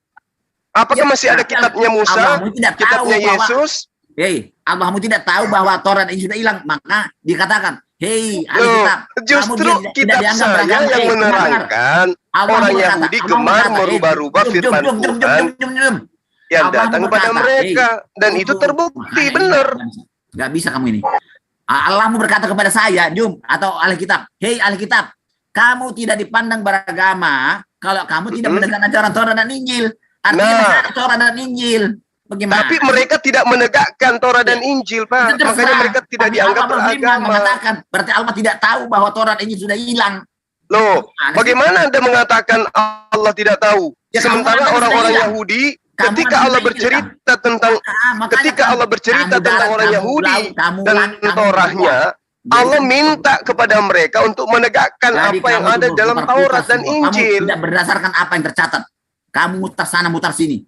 Kamu bilang dia sudah hilang. Al-Quran mengatakan Allah itu memerintahkan orang Taurat, para ahli kitab, tegakkan ajaran Taurat dan Injil. Kamu bilang sudah hilang. Iya, Pak. Diminta untuk menegakkan Taurat dan Injil yang mereka sembunyikan, yang mereka rubah itu. Minta Allah untuk ditegakkan kembali. Ini Ustaz dari ngarang aja. Pak Lamsen jangan ngarang. Saya terima karang-karang seperti itu. Bapak yang ngarang. Kamu tidak dipandang beragama kalau kamu tidak menegakkan ajaran Taurat dan Injil. Oleh karena itulah kemudian kalau orang Yahudi menegakkan Taurat dan Injil, wajib hukumnya mereka sudah beriman kepada baginda Rasulullah Muhammad SAW. Itu poinnya. Karena Taurat dan Injil yang mereka sembunyikan adalah wahyu Allah yang menceritakan tentang kenabian Rasulullah Muhammad SAW. Kalau mereka tegakkan, maka mereka akan menjadi Islam semua. Abangku, Bang Suma. Silakan Ukhti. Iya, abangku Bang Suma, ini kan di dalam Al-Maidah 46 dan 47 ya, kan diterangkan. Nanti mohon dibetulkan kalau ada keliru ya, saya masih baru. Ini saya membaca di sini ya. Dan kami iringkan jejak mereka, nabi-nabi Bani Israel, dengan Isa putra Maryam membenarkan kitab yang sebelumnya, yaitu Taurat. Jadi Injil itu membenarkan kitab Taurat. Dan kami telah memberikan kepadanya kitab Injil, sedang dalamnya ada petunjuk dan cahaya yang menerangi dan membenarkan kitab yang sebelumnya, yaitu kitab Taurat ya. Jadi Injil membenarkan kitab Taurat. Tentu membenarkan bahwa yang disembah itu hanya ya Allah. Dan menjadi petunjuk serta ajaran untuk orang-orang yang bertakwa. Jadi orang-orang mengikuti Injil ini sebetulnya harusnya orang yang bertakwa. Kemudian yang di ayat 47, dan hendaklah orang-orang pengikut Injil memutuskan perkara menurut apa yang diturunkan Allah di dalamnya. Nah, diturunkan Allah di dalamnya itu, Yesus punya Bapa, Yesus punya Allah. Jadi kalau yang diturunkan itu Yesus punya Allah, janganlah menuhankan Yesus, kan begitu. Barang siapa tidak memutuskan perkara menurut apa yang diturunkan Allah, maka mereka itu adalah orang-orang fasik. Bagaimana Bang Suma? Betul tidak? Jadi iya, itu benar itu. Pak Juma, jadi dengarkan dulu. Hendaklah orang-orang pengikut Injil memutuskan perkara menurut apa yang Assalamualaikum Bang Juma. Ikut dialog boleh Bang Juma. Menurut Al-Qur'an, bukan menurut kamu tidak ada. Kan masalah itu. Berarti Injil itu masih ada. Kalau tidak ada lagi berarti Allah Subhanahu wa taala tidak memelihara. Hilang kan? Tadi katakan Allah Maha memelihara. Ternyata tidak dipelihara. Kalau menurut kamu, tapi menurut ini dua ayat yang ini ya. Hendaklah orang-orang pengikut Injil memutuskan perkara menurut ajaran yang diturunkan Allah di dalamnya. Artinya Injil masih ada menurut Al-Qur'an. Ya, Pak Lamsen boleh gantian Pak Lamsen. Tidak ada. Jadi mana yang betul? Itu aja sekarang. Bukan Yesusnya yang disembah. Artinya Yesus menyembah Bapa. Artinya Yesus menyembah Allah. Jangan bukan masalah Yesus masalah Taurat dan Injil kok lari-lari nih. Bukan masalah Yesus. Pak Lamsen boleh saya ikutan Pak Lamsen? Pak Lamsen boleh saya ikutan ya dialog ya. Biar enak gini nih Pak Lamsen. Silakan. Ya, saya mau tanya dulu, Injilnya Pak Lamsen itu yang mana gitu loh. Boleh izin share screen saya akun yang ini? Karena kan Pak Lamsen kan tadi. Oke, more yuk. Saya jawab dulu Injil yang mana ya? Iya, entar dulu. Ini saya ada ada beberapa Injil ini, Pak Lamsen Injilnya yang mana gitu loh. Saya mau tanya itu. Jadi biar enak kita ngomongnya. Nah, gini Pak Lamsen ya. Ini saya tunjukkan beberapa Injil ya kepada Pak Lamsen di sini. Ini pertama yang saya tunjukkan Injil Markus pasal 16 ya di dalam Kodeks Sinaiticus. Ayatnya cuma sampai 8 Pak Lamsen. Nah, ini saya tunjukkan juga Injil Markus pasal 16 di Textus Receptus yang dibuat tahun 1894. Ada 20 ayat. Nah, Pak Lamsen Injilnya yang mana? Saya mau tanya dulu itu. Yang saya pegang ini. Pak Lamsen. Yang mana? Yang 20 ayat. Ini Injil itu banyak. Ya, yang beredar di Indonesia sampai 20. Injil banyak ya. Tahu nggak? Injil itu banyak penulisnya. Iya, maksud saya Injil yang benar itu menurut Pak Lamsen yang mana? Ya, yang Markus 16 yang benar. Jadi dulu ya. Injil dulu itu, yang Markus 16-nya Saya tidak tahu, saya tidak tahu berapa ayat sampai ayat 8 atau sampai ayat 20, Pak. Itu saya mau tahu itu dulu. Karena gini loh, apa? Pokoknya kamu kan percaya Injil saya. Sabar Pak Naibahu, sabar Pak. Jangan kesurupan dulu, santai. Jangan lari dulu. Ini masalah saya nggak lari. Ini masalah Injil. Tadi Bapak bilang otentikan Injil itu ada. Masih ada Taurat dan Injil asli itu. Ini kamu jangan ditutup Pak, saya ngomong. Saya belum selesai. Masalah saya dengan sabar nanti masalah saya dengan Jumat masih ada Taurat dan Injil itu. Iya, ngerti masih ada. Makanya sabar dong. Saya ini belum selesai. Bapak nggak paham apa yang saya tanyakan gitu loh. Jangan tanya dulu kan mengalihkan. Saya mengalihkan. Ini masih topik yang sama soal Injil Pak. Tidak sama. 16. Oke, kalau gitu speaker saya akan nyerocos terus loh. Saya nggak dengar suara Bapak kalau gitu caranya.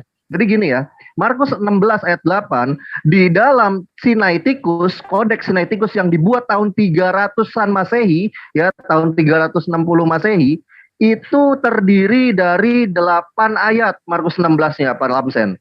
Nah, sedangkan yang kata Pak Lamsen benar itu baru ada tahun 1894 yaitu di Textus Receptus. Nah, kalau Bapak mengatakan tadi, Injil itu yang benar gak dirubah-rubah. Pada faktanya seiringnya tahun Pak, ayatnya beranak Pak Lamsen. Itu yang mau saya tanyakan. Silakan dijawab Pak Lamsen. Ya. Berarti Allah itu salah. Silakan Pak. Tidak tahu sudah hilang. Lah gimana Pak? Ini ayatnya walamma ja'ahum rasulun min indillah musaddiqan lima ma'ahum nabatha fariqum minal ladina utul kitaballah. Berarti Allah itu wara'a zuhurihim ka'annahum terus la ya'lamun. Itu loh Pak. Tuhan kami Maha tahu. Dia tahu bahwa orang-orang Yahudi ya, sebagian dari mereka diberi kitab Torah, lalu kemudian mereka lemparkan kitab itu di belakang punggung mereka. Itu loh Pak. Sudah? Makanya amburadul kitab Anda kan, karena Al-Quran sudah menceritakan itu. Iya, kan? Artinya sekarang ini saat ini kita telah membuktikan bahwa apa yang dinyatakan oleh Allah itu salah. Sudah hilang. Nah, justru benar Pak. Ya. Terbukti dengan banyaknya versi kitab Anda. Al-Quran surah Al-Baqarah ayat 101 itu betul adanya. Iya, makanya sudah terbukti bahwa Allah itu salah. Tidak ada jadi enggak salah Pak Naibahu. Gimana sih ceritanya? Izin abangku ya, saya yang kasih kuliah Bapak tua satu ini. Jadi gini ya, di dalam manuskrip ya yang tahun 330 Masehi ini yang saya coret nih, ya. Itu Markus 16 itu cuma sampai ayat 8, Pak. Sedangkan di kodeks-kodeks tahun-tahun berikutnya, abad-abad berikutnya baru beranak jadi 20 ayat dari yang tadinya 8 ayat. Berarti di sana ada 12 ayat sisipan, Pak. Dan apa yang dikatakan oleh Allah Subhanahu wa taala dalam Al-Qur'an itu sangatlah benar. Saya bacakan surat Al-Baqarah ayat 79. Fawailul lil ladzina yaktubuna al-kitaba hadza bi inillahi liyashtaru bihi samanan qalila. Fawailul lahum mimma katabat aydihim wa wailul lahum mimma yaksibun. Kecelakaanlah orang yang menulis Alkitab dengan tangan-tangan mereka sendiri dan dikatakan itu dari Allah untuk maksud menjualnya dengan harga murah. Kecelakaan besarlah atas apa yang mereka tulis dengan tangan-tangan mereka sendiri dan kecelakaan besar pula atas apa yang mereka kerjakan. Iya. Artinya Allah Subhanahu wa taala dalam Al-Qur'an menjelaskan koreksi di dalam kitab suci Bapak. Iya kan? Artinya kan ini sudah si Juma, si Donditan, kamu juga bukan ini Taurat dan Injil yang diturunkan Allah kepada Musa dan kepada Isa. Bukan ini, ya wajar lah ini dirubah-rubah, ya. Ya jadi sekarang saya mau tanya, kitab yang Bapak bilang benar yang mana? Yang sampai ayat 8 atau sampai ayat 20 itu dulu dijawab, Pak. Ini masalah masih ada. Enggak dijawab dulu. Ini kan bukan Injil. Ini kan bukan Injil yang turunkan Allah kepada Isa, bukan. Enggak, ini saya mau tanya. Ini saya mau tanya kepada Bapak. Yang sampai ayat 8 atau ayat 20 yang betul menurut Bapak. Silakan dijawab. Itu dulu. Ya, semualah itu. Pokoknya itu semua. Bukan ke situ.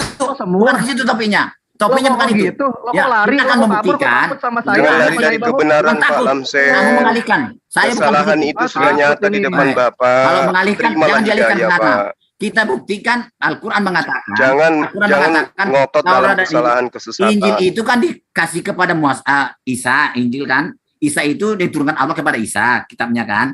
Bukan ini Injilnya si Matius, si Lukas, bukannya Injil yang diturunkan kepada Isa. Ini amburadul pun tidak masalah. Bukan ini tidak disinggung oleh Al-Quran. Bukan ini maksudnya. Injil yang dengar dulu Pak Lamsen, sedikit Dinda, sedikit. Begini Pak Lamsen, Al-Quran menceritakan begini.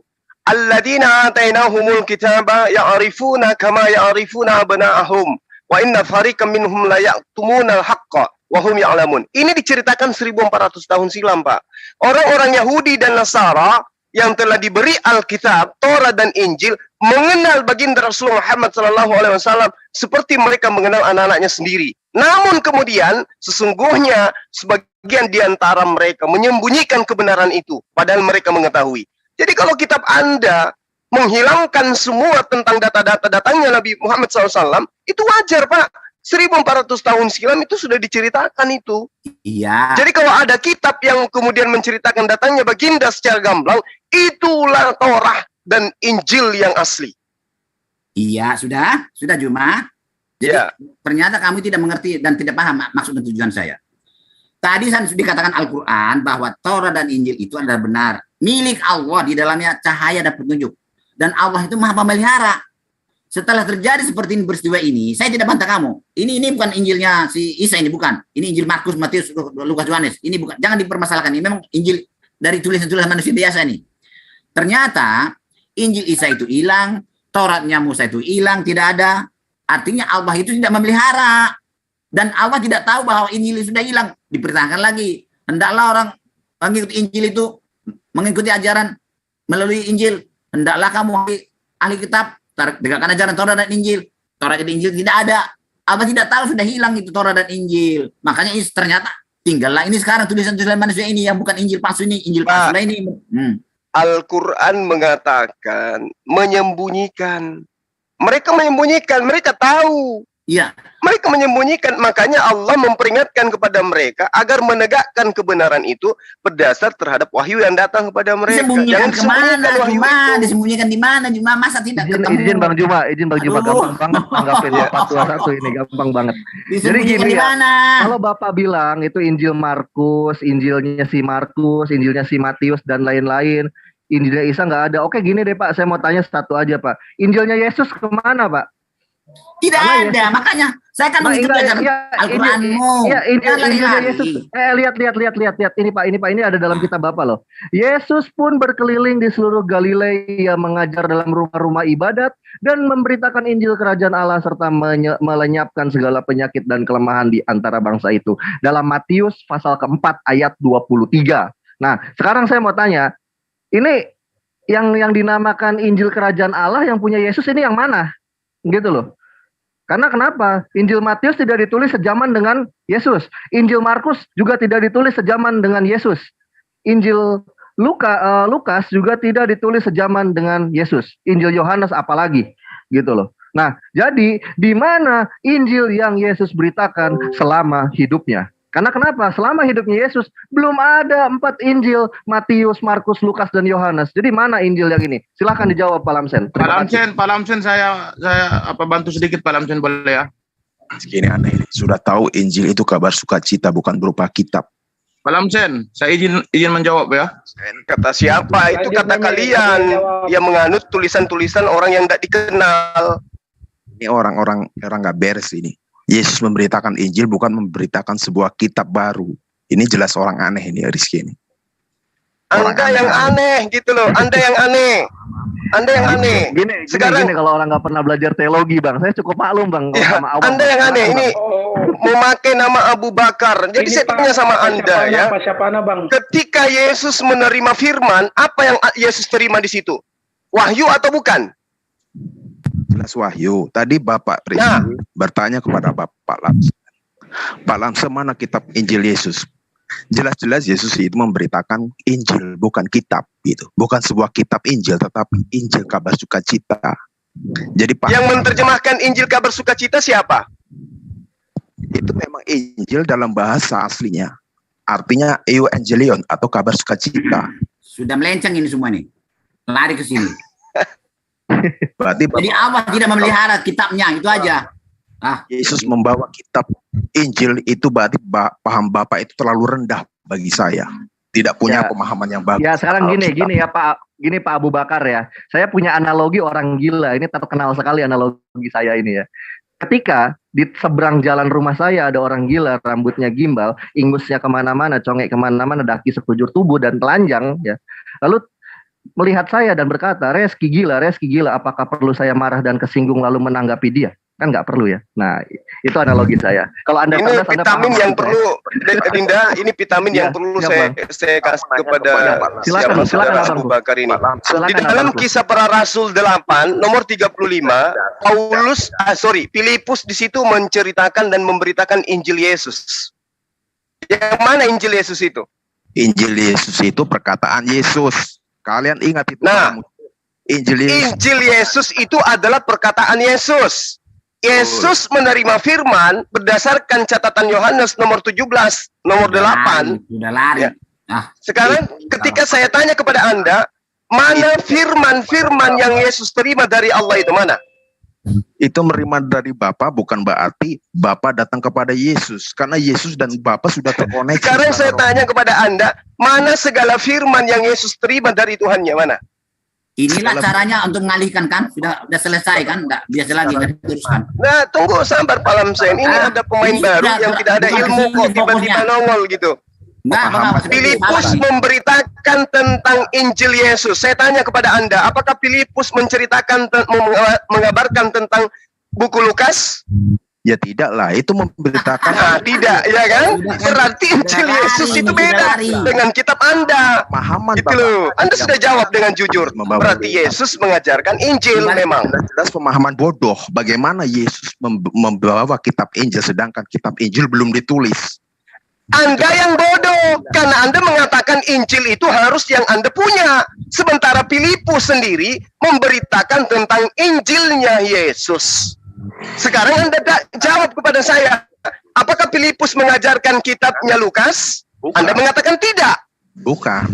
Yang diberitakan oleh Filipus itu Injil yang dibawa oleh Yesus. Injil apa? Ya yang dibawa? betul, Injil yang dibawa oleh Yesus, betul. Oleh Yesus. Dan itu bukan kitab seperti dugaan. Dari Bapak mana Anda bisa mengatakan bahwa itu bukan kitab?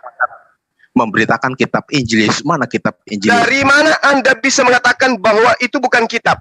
Itu pertanyaan orang bodoh. Karena Yesus Nah, itu ini jawaban orang goblok. Ditanya, Anda mengatai saya goblok. Anda mengatai saya bodoh. Saya tanya kepada Anda, di dalam penulisan dari kitab yang muncul belakangan, yang dihasilkan dari hasil penyelidikan, menceritakan Yesus mengajarkan, Filipus mengajarkan, Barnabas mengajarkan, Thomas mengajarkan, Yesus memberitakan Injil. Dan Injil itu disebut Injil Yesus. Bukan Injil Lukas, bukan Injil Markus, bukan Injil Matius. Sekarang saya tanya, Injil yang diajarkan oleh Filipus bernama Injil Yesus itu Injil yang mana? Injil Paulus kah? Injil Lukas kah? Atau Markus? Jangan dijawab dulu. Kembali ke topik lah. Jawab pom-pom. Ayo. Kembali ke topik. Jawab pom-pom. Lari ke sana. apa? Jadi jangan bodoh di hadapan saya, jangan jadi orang bodoh. Definisi Injil itu apa? Itu dulu. Jangan kamu kaitkan Injil itu sebuah kitab, langsung lari. Sabar dulu. Anda mengambil kata Injil itu dari Al-Quran. Evangelion memang Anda bisa beritakan sebagai berita benar atau kabar baik atau kabar gembira. Oke. Yesus memberitakan kabar gembiranya itu yang mana? Depolius yang mulia. Banyak orang yang menyusun berita-berita. Itu kabar gembiranya itu. Itu kabar tentang kerajaan Allah, tentang dia adalah. Nah, itu dia yang saya cari. Kabar tentang kerajaan Allah dari Yesus itu yang mana? Reski bilang bahwa Yesus membawa kitab Injil. Itu kan pernyataan orang bodoh yang tidak tahu apa-apa, begitu. Bukan bodoh, Anda yang nggak ngerti. Rasulullah Muhammad SAW juga dikatakan dia mengajarkan kitab Al-Quran, tapi kitabnya belum ada. Kitabnya belum ada, tapi sudah dikatakan mengajarkan kitab. Kitab itu merupakan sebuah pewahyuan. Ya, Coba. kitab sudah ada di Lauhul Mahfuz, kemudian diturunkan oleh Allah Subhanahu wa taala. Berupa wahyu yang kemudian dituliskan di atas lembaran-lembaran. Itu betul. Nah, sekarang ketika Anda mengatakan bahwa Injil Yesus itu ada, berarti pengajaran Yesus itu ada. Segala firman yang engkau berikan kepada aku telah aku sampaikan kepada mereka. Pertanyaan saya, mana segala firman itu? Firman itu firman berupa wahyu, bukan berupa kitab. firman yang berupa wahyu, perkataan. Betul, berupa wahyu. Nah, sekarang ketika Yesus menyampaikan wahyu, berarti ada rangkaian wahyu yang Yesus utarakan, di mana wahyu itu tidak berisi perkataan-perkataan beliau, melainkan wahyu dari Tuhannya. Sementara kitab Anda berisikan karangan-karangan penulisnya sendiri. Pertanyaan saya, mana Injilnya Yesus yang hanya merupakan wahyu dari Tuhannya? Tunjukkan. Ucapan Yesus yang dikatakan oleh Yesus, yang ditulis Matius, Lukas, Markus, Yohanes, itu semua wahyu. Seperti halnya begini, para penulis Quran, ada 43 penulis Quran. Mereka menuliskan Quran itu berdasarkan narasi dari Nabi Muhammad SAW. Itu semua wahyu Allah atau bukan? Oleh para penulis Quran. Oke, sekarang saya minta kepada Anda, seperti itu. Tunjukkan kepada saya kapan Lukas bertemu dengan Yesus untuk membukukan firman yang dari Yesus ini. Lukas itu salah satu murid Yesus dari ke-70 murid. Anda bermimpi, Anda menipu, atau Anda akal-akalan? Itu kamu lihat di Sinaksarium dari Bapak Gereja. Kamu lihat di situ. Nanti kamu akan tahu. Kok jadi Bapak Gereja? Yesus menyebut nama Filipus. Yesus menyebut nama Simon, nama Thomas. Sekarang Yesus pernah menyebut nama Lukas?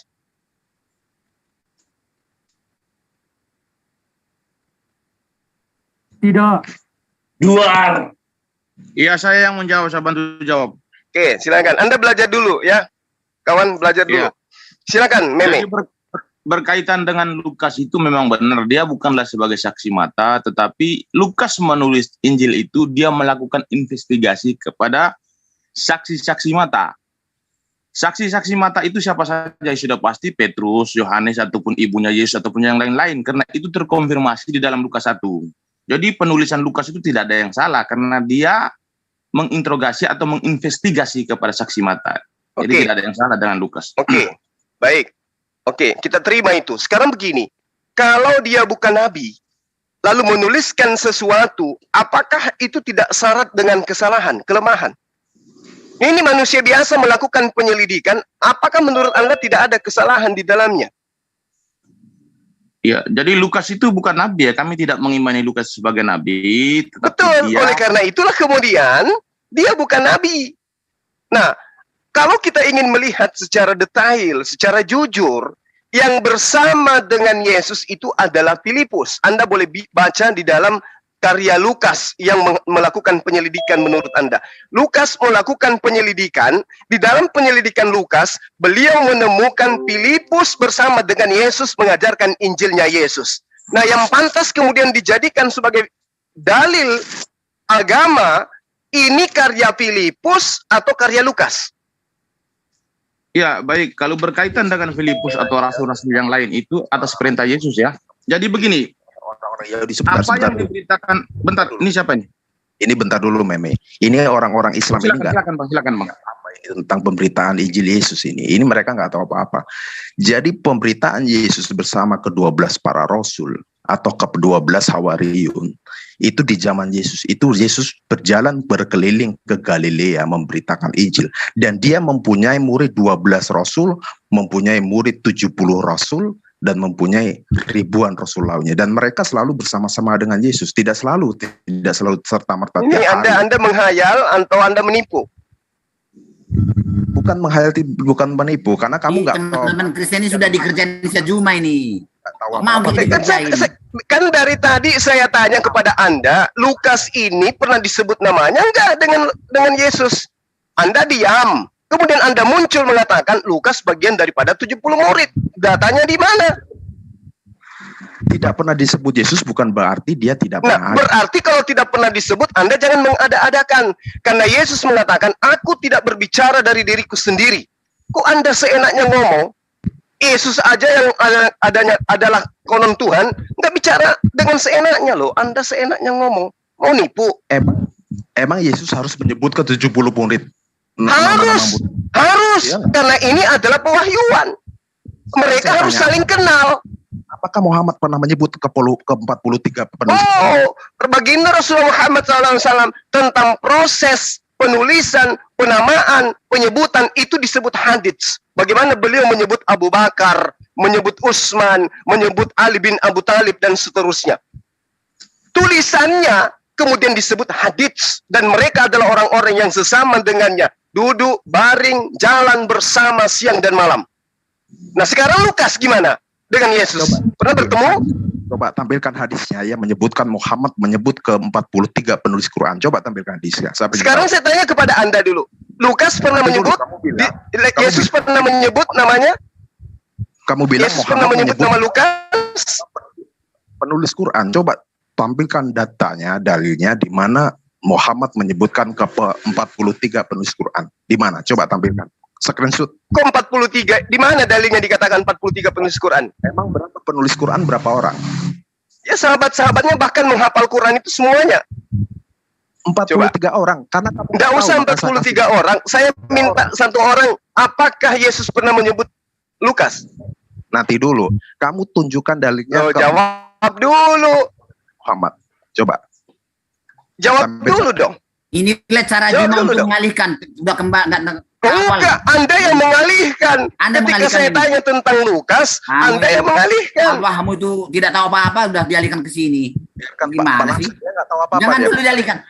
Dia Al-Qur'annya saja nggak tahu apa-apa, tentang penulis Qur'annya saja dia nggak tahu apa-apa, Pak Lamson. Biarin aja Pak Lamson. Dia nggak tahu apa-apa. Sekarang saya minta, apakah Yesus menyebut nama Lukas?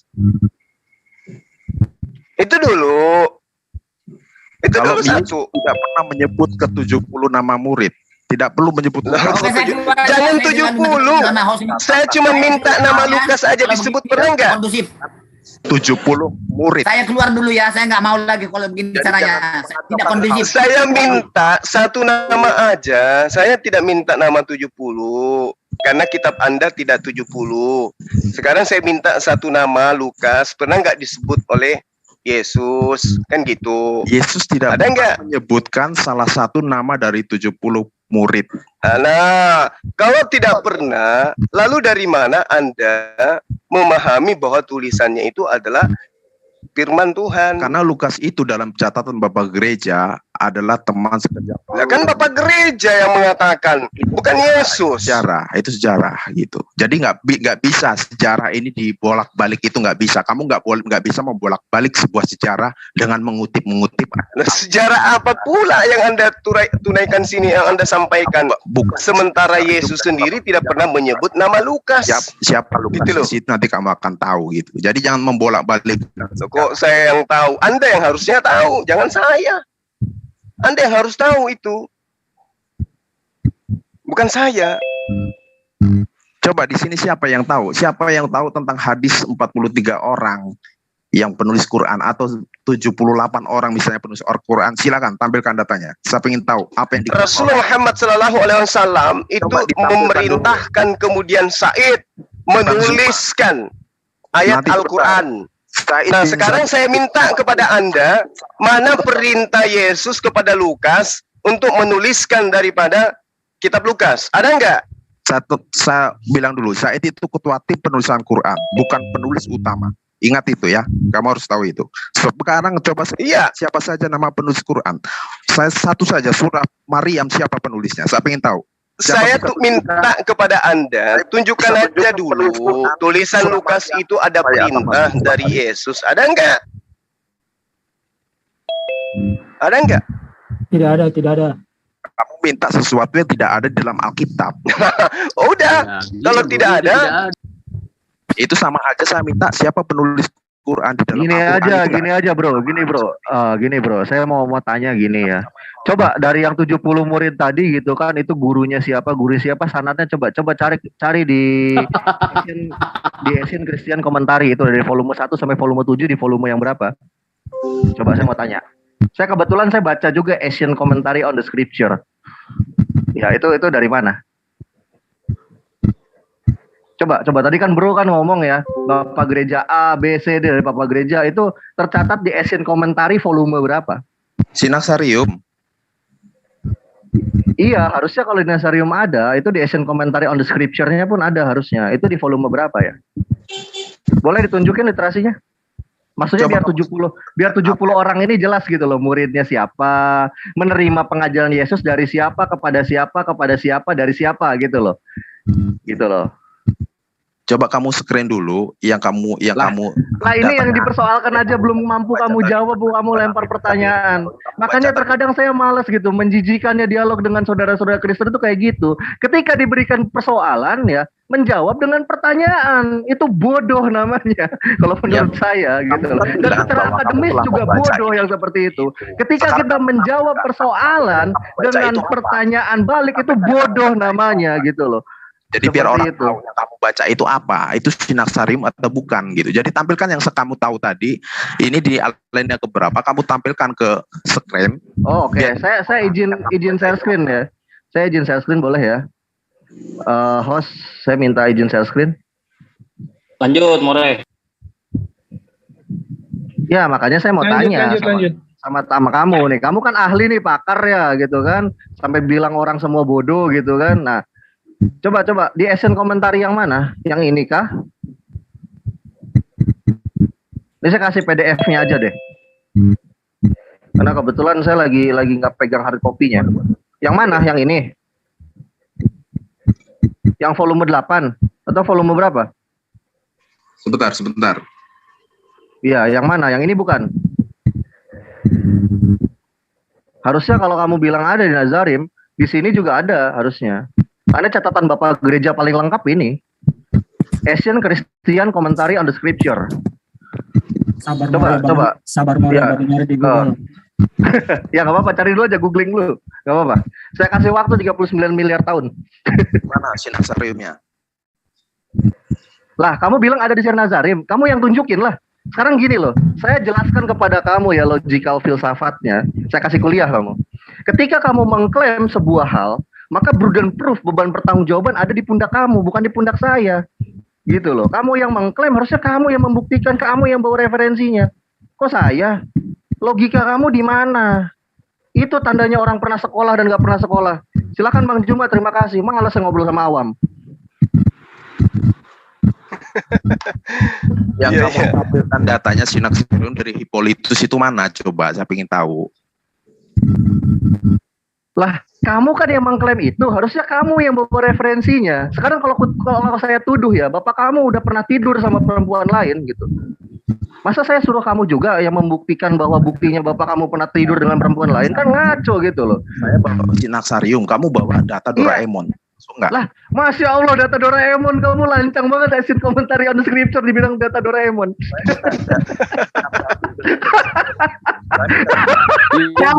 Bang Nathan, itu Bang Nathan ya. Itu keren Bang Nathan ya. Iya. Aris Bang Nathan ya nggak tahu kalau Bang Reski sekolah di mana. Ya biarin aja Ukti, nggak apa-apa. Ya biarin aja nggak apa-apa. Ya, makanya saya lucu baru kali ini saya gitu loh. Ada bigot Kristen gitu yang berani bilang Asian Commentary on the Scripture itu adalah data Doraemon. Kamu kalau ketemu Deki Ngadas bisa ditampolin kamu. Kamu kalau ketemu Deki Ngadas, ketemu Bambang Nursena ngomong kayak gitu bisa ditabokin kamu. Itulah hebatnya mereka. Nah, yang lucunya gini More, dia kan bawa katanya ada tertulis. Nah, kita pertanyakan di volume berapa. Kok nggak dijawab, malah kita disuruh buktikan. Kan kita yang nanya di mana. Iya. Bertanya balik, makanya bikin jengkel karena bertanya makanya balik. Saya kayaknya sedikit pengen menerangkan, izin nih Bang Juma, boleh saya nerangkan Iya, sedikit? silakan.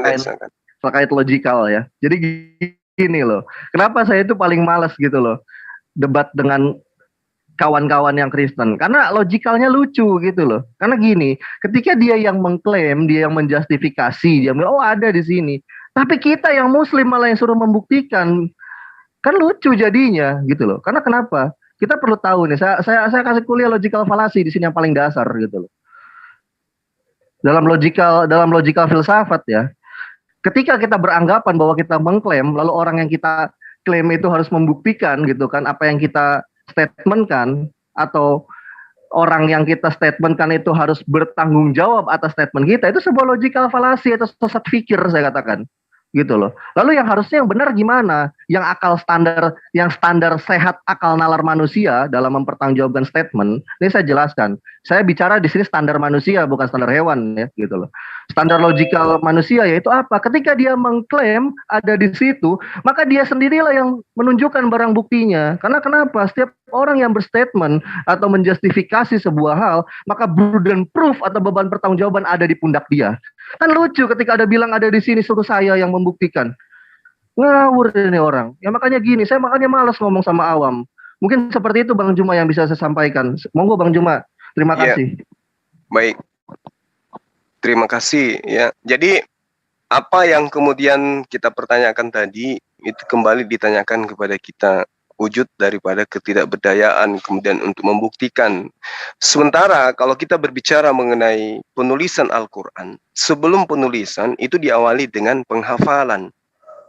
Zaman Nabi Muhammad SAW pada jenjang ini penyandaran pada hafalan lebih banyak daripada penyandaran pada tulisan. Nah, Rasul Muhammad SAW itu menerima wahyu itu 22 tahun dan itu terus siang malam digodok terus oleh Rasulullah kepada sahabatnya. Artinya bahwa ketika ada penulisan di pelepah kurma, potongan kulit, permukaan batu cadas, tulang belikat unta dan seterusnya, ini dilihat, disaksikan oleh orang-orang sesaman beliau. Lalu kemudian dicatatkan kemudian dalam buku sejarah. Sejarahnya itu bukan sejarah asal sejarah, bukan asal menuliskan nama per nama, tetapi disebut dengan sejarah sahih atau hadis sahih. Bagaimana kemudian dari A ke B, dari B ke C dan seterusnya. Itu runut. Jadi tidak ada yang kemudian bisa diragukan di situ. Ketika salah satu di antara penulis ini ya atau salah satu dari perawi ini kemudian yang menuliskan tentang sanad ada terputus, maka lemah informasinya. Ada bahkan yang disebut maudhu, palsu, dan ada yang disebut sahih. Kenapa? Ada istilah itu, ada istilah hasan, ada istilah sahih, ada istilah lemah, ada istilah palsu. Kenapa? Karena di dalam pemberitaan Islam tentang sejarah Islam, apapun itu harus terkait dengan orang per orang. Siapa yang menyampaikan? Siapa yang mendengarkan? Siapa yang menjadi saksi? Diteruskan kepada siapa? Lalu apa yang dia katakan? Itu yang terjadi di dalam penulisan sejarah Islam. Apapun itu. Kalau dia terputus, namanya lemah. Kalau dia berunut, maka itu sahih.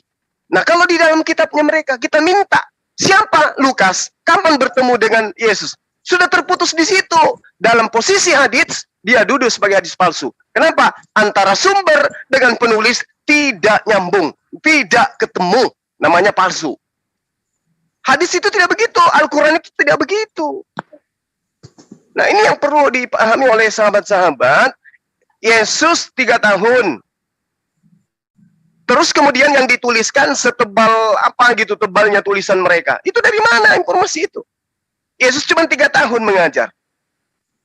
Baginda Rasul Muhammad SAW 22 tahun menerima wahyu. Semua sahabatnya menuliskan, menghafalkan dengan bacaan yang sama. Jadi tidak ada yang diragukan. Bagaimana kemudian Ubay bin Ka'ab, Mu'az bin Jabal, Zaid bin Sabit, Abu Darda, dan seterusnya. Mereka menerima, mereka menuliskan, mereka menghafalkan. Sesama dengan baginda. Mereka berperang bersama, mereka berdakwah bersama. Jadi tidak ada yang diragukan di situ. Nah sekarang kalau kita lihat di mereka, Lukas kapan bertemu dengan Yesus? Tidak ada yang mampu menjawab. Oh dia masuk dalam golongan ke-70 murid. Kita juga tahu, di dalam Islam, ada yang disebut penghafal Quran dengan gelar Al-Qurra. Kita juga ada itu, tapi mereka kemudian dihadang dan dibunuh oleh penduduk desa, ya, dari suku Bani Sulaim. Itu kita tahu, kita ngerti. Makanya ke-70 penulis ini, penghafal Quran ini, tidak pernah kemudian kita jadikan sebagai rujukan utama. Yang kita jadikan rujukan utama itu adalah para khulafaur rasyid ini. Nah ini yang perlu dipahami oleh teman-teman Kristen. Kalau kita hadapkan dengan kitabnya mereka hancur. Duduk sebagai hadis sahih saja nggak bisa. Karena pemberita, pembawa kabar dengan yang menerima itu tidak nyambung. Lukas menuliskan. Dari siapa? Dari saksi-saksi. Siapa nama saksinya? Tidak ada yang bisa jawab. Udah selesai sampai di situ. Jadi Yesus sebagai penerima firman dan penyampai firman tidak pernah bertemu dengan Lukas. Berarti tulisan Lukas tidak bisa dijadikan sebagai data sahih, data valid, karena tidak pernah bertemu dengan sumber. Berbeda dengan Said. Said menuliskan ayat-ayat Al-Quran, pernah bertemu dengan baginda, duduk bersama malah, makan bersama, hidup bersama. Ya, itu saya kira begitu sebagai tambahan. Ya, Pak Lamsen tadi udah keluar ya. Nah ini ada Daniel. Ada Meme, ada Payes juga bang. Iya, silakan teman-teman yang lain. Saya rehat dulu. Di sini sudah ada beberapa teman narasumber. Silakan yang lain, teman-teman Muslim. Dialog seperti itu dengan saya aja. Ya boleh, silakan Daniel dijawab. Buktikan Yesus berbahasa Ibrani. Ya, Yesus itu berbahasa Ibrani. Dalilnya? Ya, kalau kita lihat di atas kayu salib itu pun dia berbicara apa ya? Ya. Salib itu Eloi Eloi lama sabachthani itu. Nah, silakan di bahasa Indonesia kan lamak sabachthani apa? Ya udah kan kamu tanya itu. Nggak ada lamak sabachthani bahasa Ibrani itu. Coba lihat di Mazmur 22 nomor 2-nya. Vin, itu bukan lamak sabachthani itu. Vin, berarti kita hapus yang ajaftaninya, ganti sabachthani. Bahasa ini kan bahasa gaul itu. Malah itu membuktikan Yesus itu tidak berbahasa Ibrani atau penulisnya itu orang Yunani yang nggak ngerti bahasa Ibrani. Jadi gini bro. Gini Vin. Kalau kita mau ngomong Yesus ya, ketika membicarakan mengatakan Eli lama sabachthani itu gambarannya kayak anak jaksel gitu loh. Jadi apa? Berbicara dengan dua bahasa berbeda dicampur aduk gitu. Anak gaul Mure, anak gaul. Iya, jangan-jangan anak jaksel itu Yesus itu. Lanjut. Nah ini Ahis Cuep tolong tuh bacain tuh apa? Lamak sabachthani bukan di Mazmur 22 nomor 2 itu. Ya malah di close.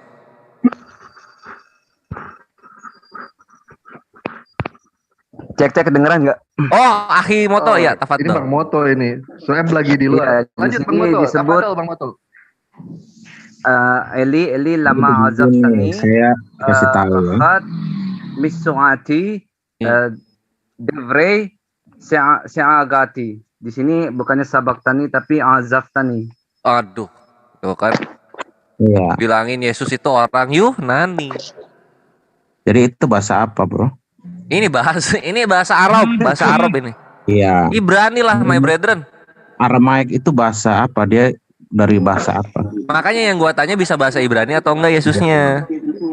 Jadi orang pun mengatakan bahwa Aramaik itu, tulisan Aramaik itu ya Aramaik beda lagi, boleh lah Aramaik bisa. Tapi kan yang gua tanyakan bisa bahasa Ibrani enggak?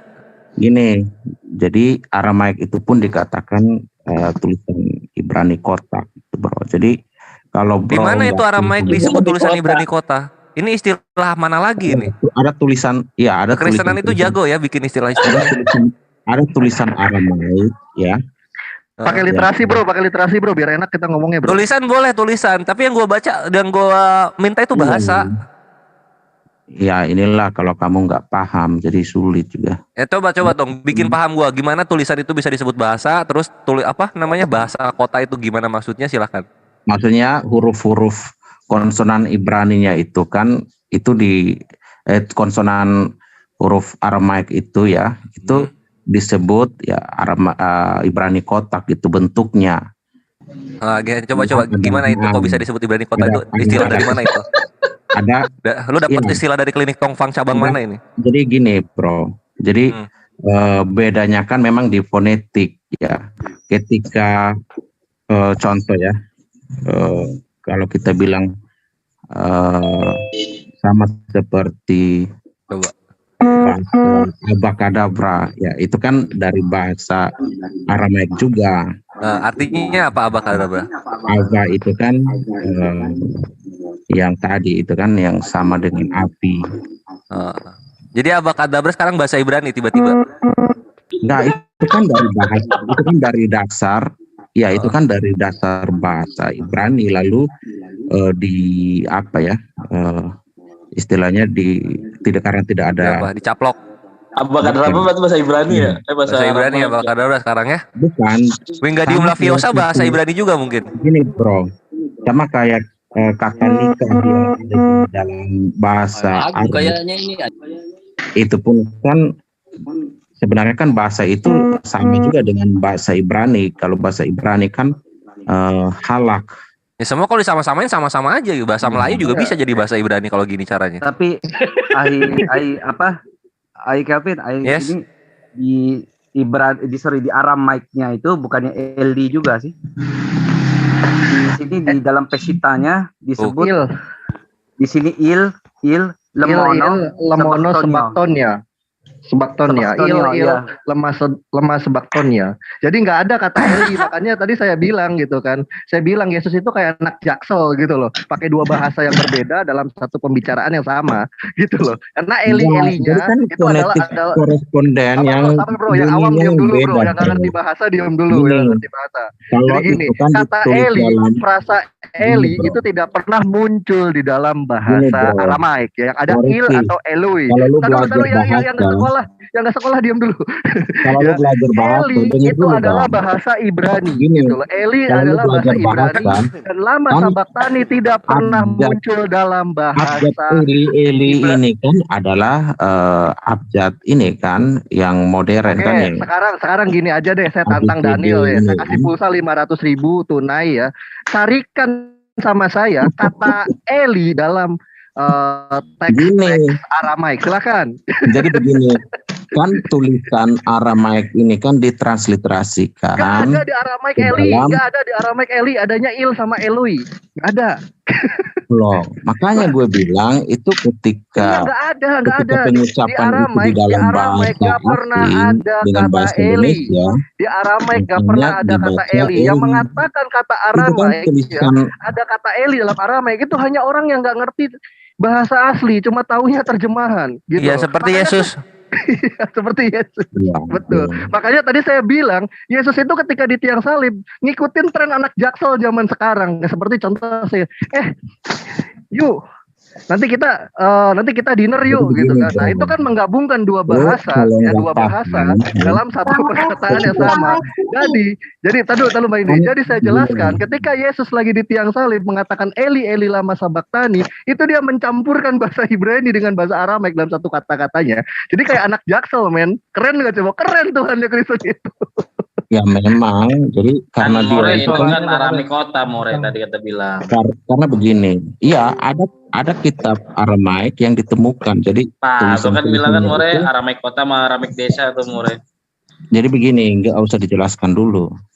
Jadi kalau kamu membaca itu dalam tulisan huruf Latin, ya itu dibaca Eli lama sabaktani, nggak ada masalah.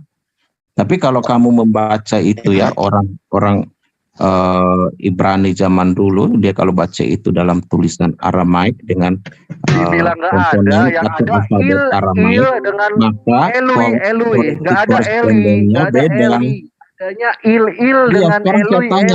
Makanya saya berani menantang Kristen yang nggak ada artinya kamu. Kiranya bisa membuktikan ada kata Eli dalam bahasa Aramaik. Saya kasih pulsa 500.000. Kalau di Yesifa, sedangkan Rabi Yakov Barok aja bilang nggak. Sahabat-sahabat yang dimuliakan oleh Allah, kita sudahi dulu di sesi ini karena tema sudah bergeser ke pembahasan tentang Ali, kenapa kamu lama sekali sih? Ya, udah bergeser ke sana. Jadi kita tutup dulu. Insya Allah nanti di kesempatan yang lain kita akan membahas tentang Ali ya. Nah, kalau misalnya sahabat penasaran tentang pembahasan ini, saya katakan bahwa memang di sana kata Eli dan juga sabaktani itu adalah dua bahasa yang digabungkan, bahasa Bugis Makassar atau bahasa Inggris, bahasa Indonesia digabungkan menjadi satu. Nah, sehingga terkesan bagi orang yang tidak mengetahui ya, tentang pendalaman materi Ibrani dan Aramaik, bahwa itu adalah bahasa keseharian Yesus. Padahal kalau kita teliti lagi lebih jauh, kita akan menemukan bahwa ada kejanggalan di sana. Nah, Oleh karena itulah kemudian daripada bingung, ya mending kita katakan ali-ali kenapa lama sekali sih, kan gitu ya. Daripada nanti semakin kacau, mending kita sudahi dulu. Yang pada pokok intinya materi kita hari ini, Pak Lamsen hanya bisa mengada-ngada seperti biasa. Kemudian meme tidak bisa memberikan argumen yang bisa membangun iman dia. Lalu kemudian muncul yang mengaku Abu Bakar tadi, itu sama sekali hanya modal koar, ilmu nggak ada. Ditanya apakah Yesus pernah menyebut nama Lukas, diam 1000 bahasa. Nah, sementara baginda Rasulullah Muhammad SAW itu acap kali menyebut nama sahabatnya. Sama ketika Said dipanggil untuk menuliskan surat buat beliau yang dikirimkan kepada Kekaisaran Romawi itu. Ya, saya kira begitu para sahabat. Kita sudahi dulu. Terima kasih banyak atas kebersamaan kita ya. Kiranya Allah senantiasa memberikan hidayah dan taufik kepada kita semua, memberikan kekuatan, kesehatan, kebahagiaan dunia dan akhirat, dan yang terpenting adalah tetap dalam kondisi waras sampai di akhir hayat, dalam keadaan sehat maksudnya ya. Dan mohon maaf ketika kebersamaan kita ada sesuatu yang kurang berkenan. Terkhusus kepada teman-teman yang belum mendapatkan kunci biru, Anda adalah orang-orang spesial yang selalu saya perhatikan. Ya, komen-komen Anda itu menjadi materi yang selalu saya perhatikan pada saat Anda menuliskan di live chat. Saya membaca apa yang Anda tulis untuk kemudian bisa memahami bahwa antum benar-benar adalah seorang muslim, bukan penyusup ya. Kemarin itu ada yang sudah dikasih kunci biru kemudian ditarik kembali karena ada teman netizen mengatakan penyusup itu ya. Jadi kalau misalnya belum dapat kunci biru, ya saya minta maaf. Kedepannya pasti akan kita berikan yang menjadi hak sahabat-sahabat. Demikian saya akhiri, wabillahi taufiq wal hidayah. Assalamualaikum warahmatullahi wabarakatuh. Salam satu Tuhan, Allahu Akbar.